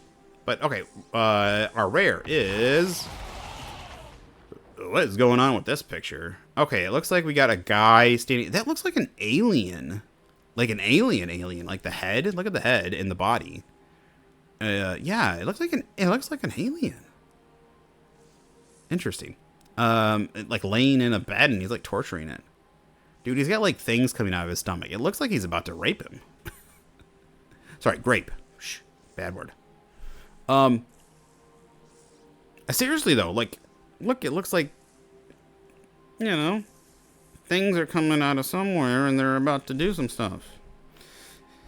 The art, Johann Boden. What exactly did they tell you to write? I mean, make a picture for? Anyways, the card is Malcator, Purity Overseer. Yeah, he is checking out that creature's purity. Let's put it that way.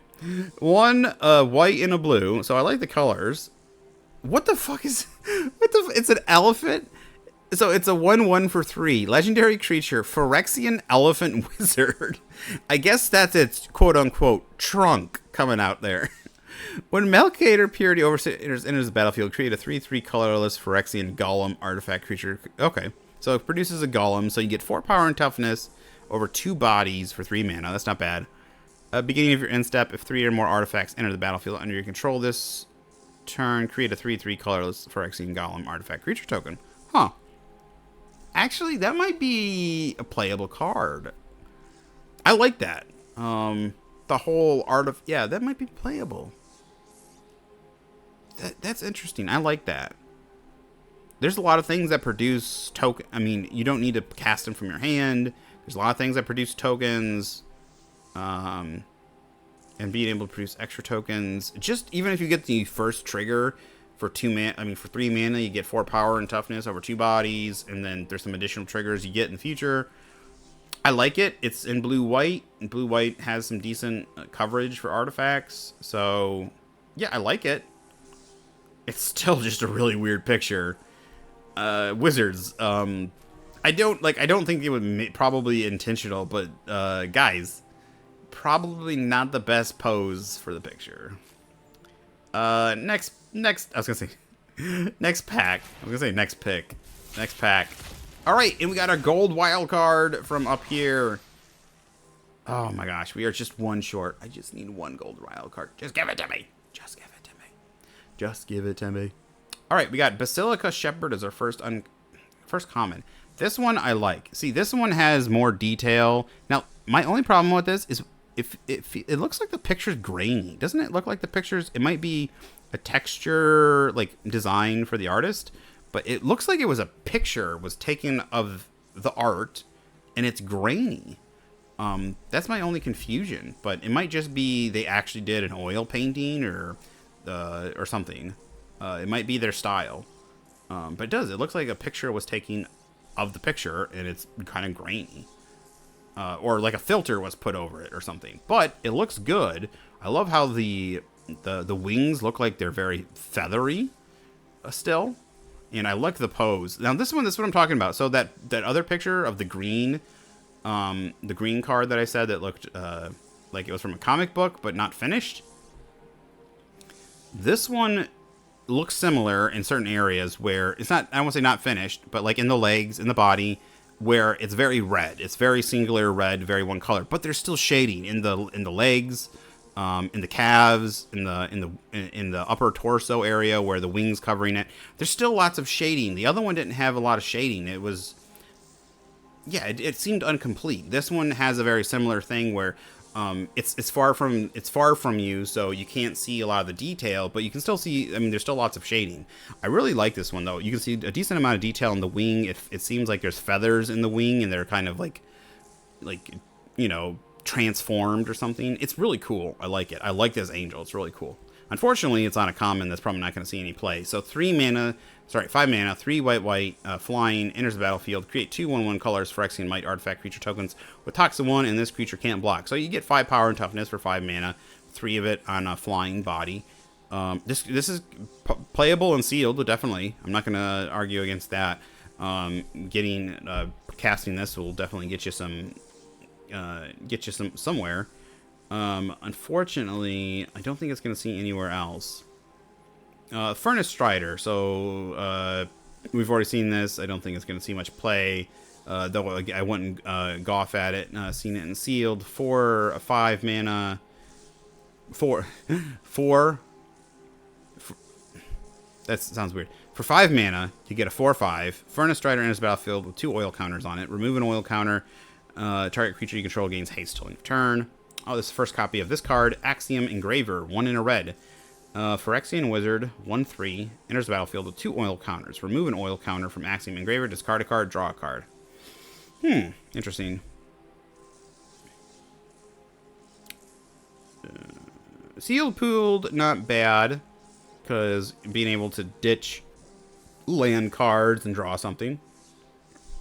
Early game playing this as a 1/3. Usually you want a little bit more power, but then like I said, ditching cards that are useless in your hand to draw a card, and you get at least to do it twice. Not bad.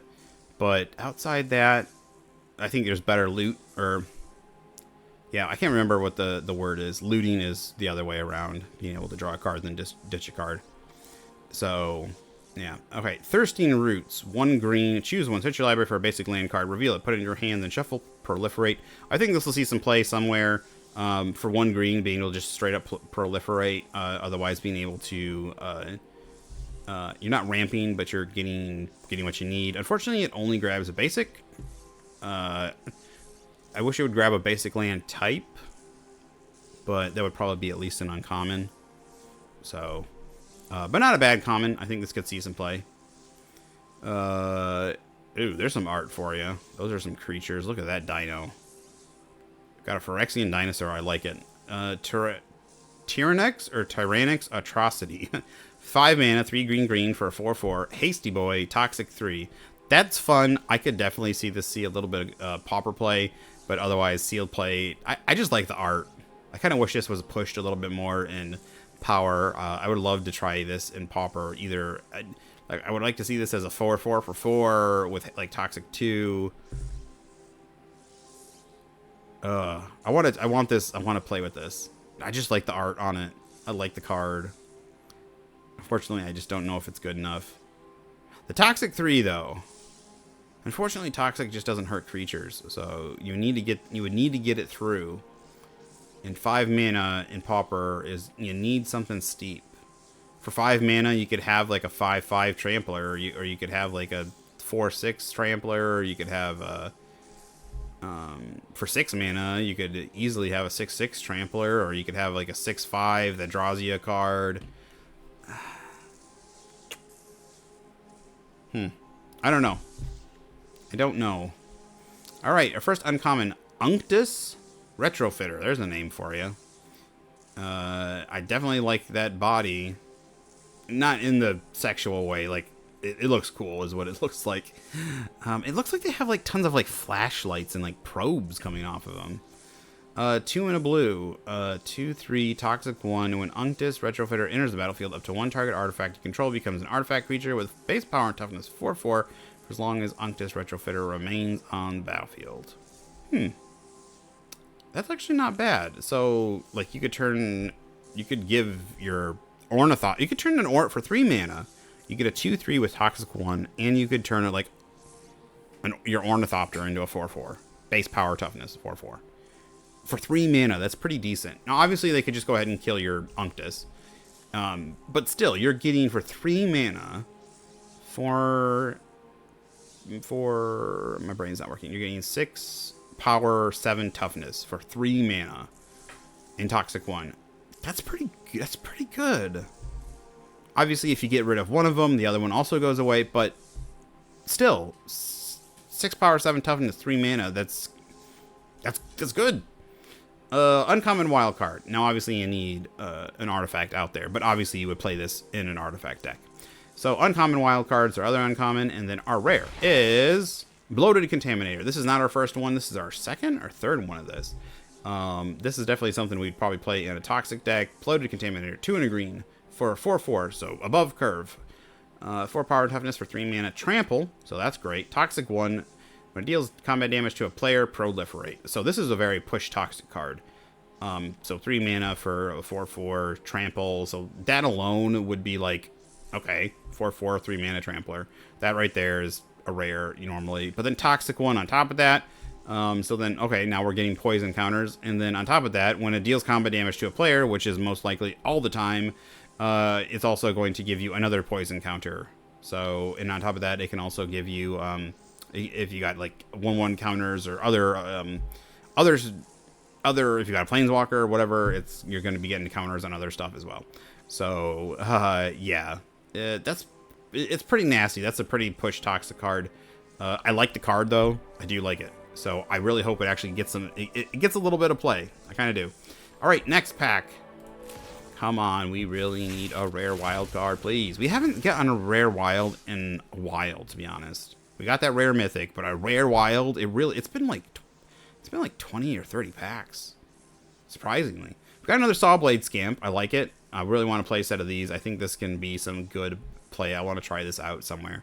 First time we've gotten this. Chimney Rabble, 3 and a red for a 3/3 hasty. When it enters the battlefield, create a 1/1 red Phyrexian Goblin creature token. I think it's sealed playable, but I don't think it's going to see much play outside of that. Offer Immortality, 1 in a black, instant. Target creature gains Death Touch and indestructible to end of turn. That could actually be some sideboard tech for Pauper, possibly some sideboard tech for other stuff. Giving Death Touch and indestructible deals some really nice combat tricks in black. 2 mana is not bad, instant. Yeah, I think that could see a little bit of play. Then we got a common wild card. Then we got Lattice Blade Mantis, 3 and a green for 4/3. Enters the battlefield with 2 oil counters on it. Whenever a Lattice Blade Mantis attacks, you may remove an oil counter from it. If you do, untap it, and it gets +1/+1 till end of turn. Yeah.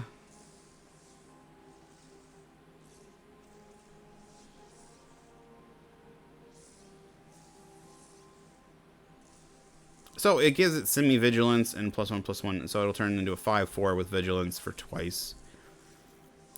Sealed pool, but I don't think out of sealed. Like sealed, yeah. I wouldn't go off at this if I saw it. But other than that, Okay, first uncommon is Trawler Drake, another one. So this is our second one that we've seen. Like I said, I like it, but it feels like it's missing something. And then we got Nahiri's Sacrifice, first copy of this card. 1 in a red. It's an additional cost to cast a spell, sack an artifact or creature with mana value X. Nahiri's Sacrifice deals X damage, divided as you choose among any number of target creatures. Oh, it only hits creatures. I always hate spells that, well, I don't hate them, but things that only hit creatures. X damage, so you can...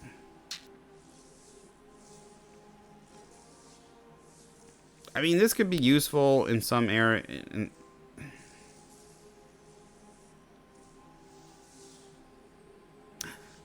I'm just kind of like, this isn't just, it's not a really standout card to me. It's very dependent upon the deck, and I guess something, so it's a sorcery, so that's unfortunate. And then also, like, maybe something like the Armory deck could use this, where you could, like, sacrifice... No, because you really don't want to be sacking your artifacts, and unfortunately, it's...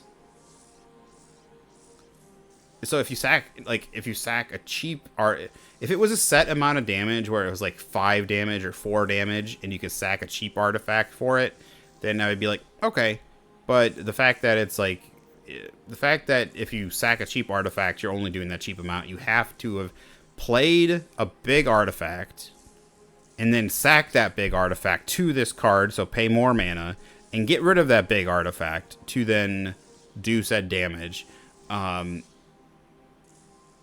It feels like you're wasting the artifact, unless the artifact is now useless for you on the battlefield once you've played it. Which usually most artifacts aren't, unless you're like talking like Spine of Ishaw, where it wants to go to the graveyard because then it goes back to your hand. I think it goes, yeah, it goes back to your hand, I think. So there might be some things that want this, but I'm not seeing it. I'm just not seeing it. All right, and our rare is, yes! Finally, we were one pack away from being done. Thank you, Jesus. Thank you, Jesus. Whew, finally. Gosh, it was trying to kill me. So we finally can finish Mono Green Storm the Festival. All right, and our last pack. Crack 'em. Crack-a-lackin'. Terramorphic Expanse. Okay, I didn't realize they printed Terramorphic Expanse in here. All right. I mean, this is staple, like Evolving Wilds. Tap, sack, search your library for a basic land card, put it on the battlefield, tap, then shuffle. This is what I'm talking about. If they make a card that lets you do something similar, but it lets you get a basic land type, but it forces you to put it into the battlefield tapped, allowing you to get... I don't know if there's any cards that specifically only refer to rarity. It'd be great if there was a card that... Yeah, I would love for them to somehow get around it so you could get one. It would be great if there was a way to fetch out in common those new dual lands. They enter-tapped, but it would be great if you were able to get those. I don't know. There might be... I don't know if Ash Barrens only gets you basic lands, but it might be basic... Maybe something like an Ash Barrens where it doesn't put it in the battlefield, but you can cycle it or something. Yeah, you can cycle it and put it into your hand. Something like that. All right, so next common, Bring the Ending. 1 in a blue. Instant. What is going on? Jace is Jace doing something bad? And I can't remember the other lady's name. She's a black or white-black planeswalker. Is she attacking him or helping him? I can't tell. It looks like... Anyways, 1 in a blue. Counter target spell unless its controller pays 2. Corrupted. Counter that spell instead if its controller has 3 more poison counters.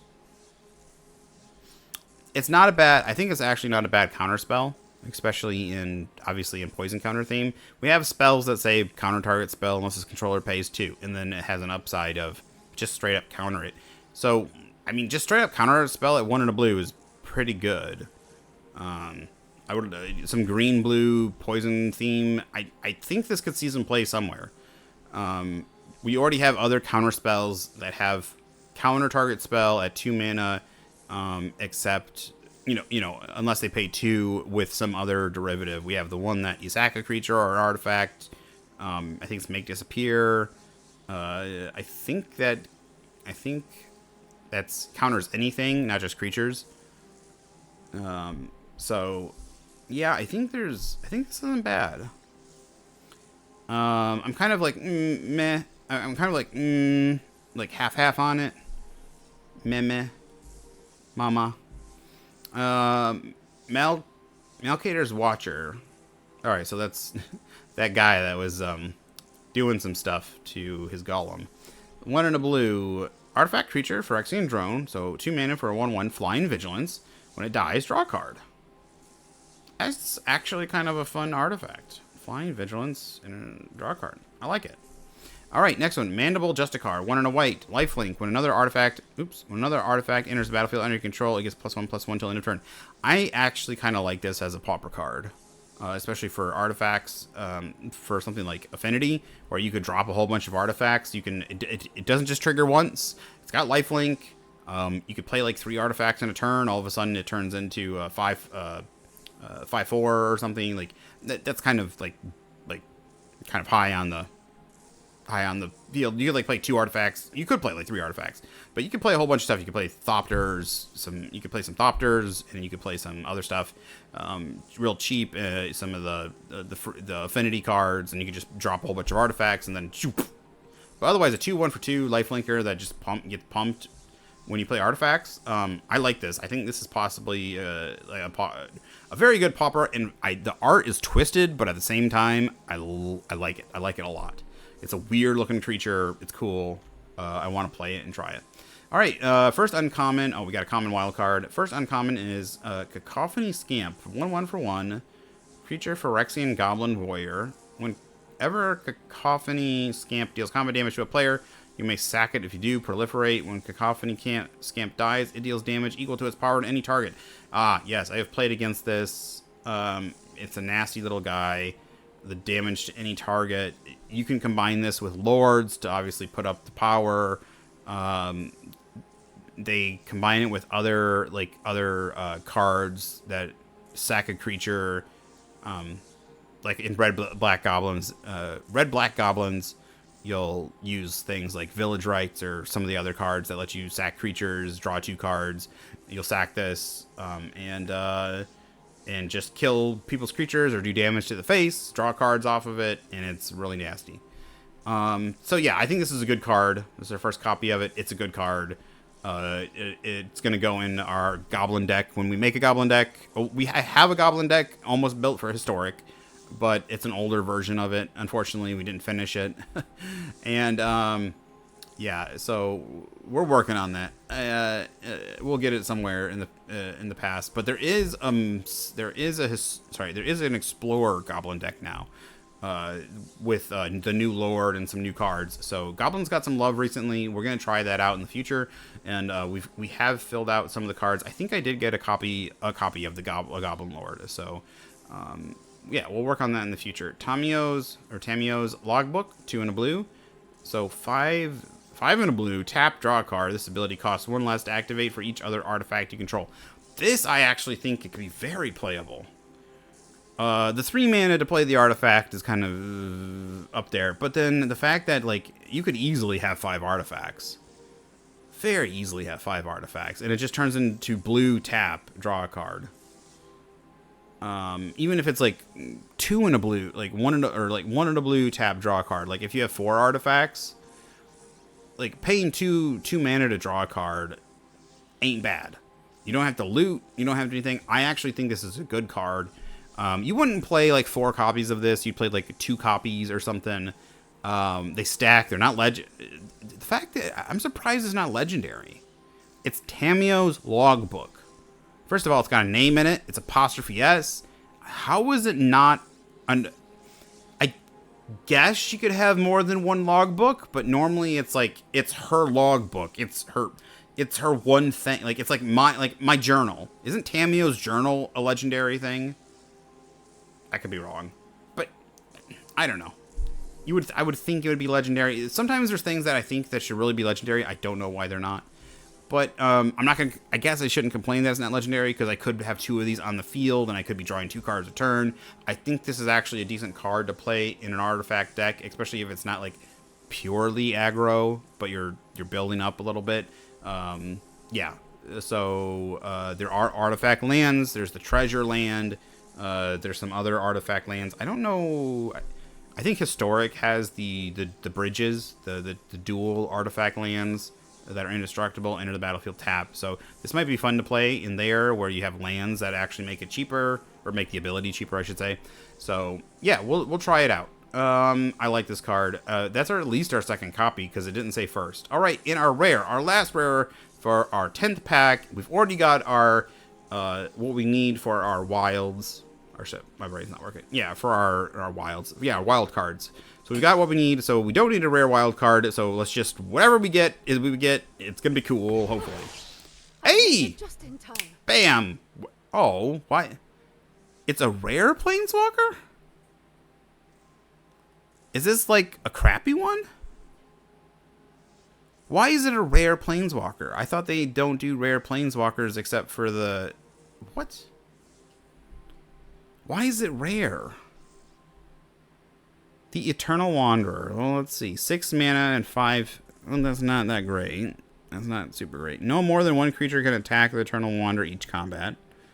Well, it kind of protects itself. +1 exile up to 1 target artifact or creature. Return that card to the battlefield under its owner's control at the beginning of that player's next instep. It's a blink effect. That's not bad for +1.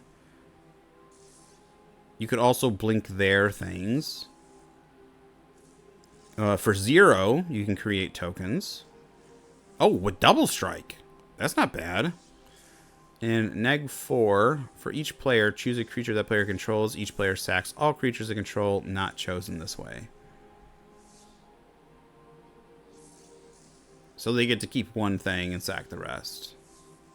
So, oh, so you can do that immediately, and she still lives. I don't know. Why is she at rare? Interesting. I'm kind of interested to see. I'll check later, but I'm kind of interested to see how she's doing. I would assume, just at how high a CMC she is, she's probably not seeing much play. But I still like her abilities. If she was a 5-drop instead of a 4, like if they marked her down a little bit, but like this would actually be a decent, like if they did the planeswalker deck still, which I don't think they do. Well, actually they might still. I don't know. This actually might not be a bad one.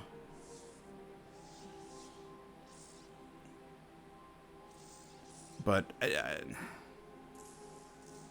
so she's got a blink effect. She produces tokens with double strike for 0, and she can immediately sack the board.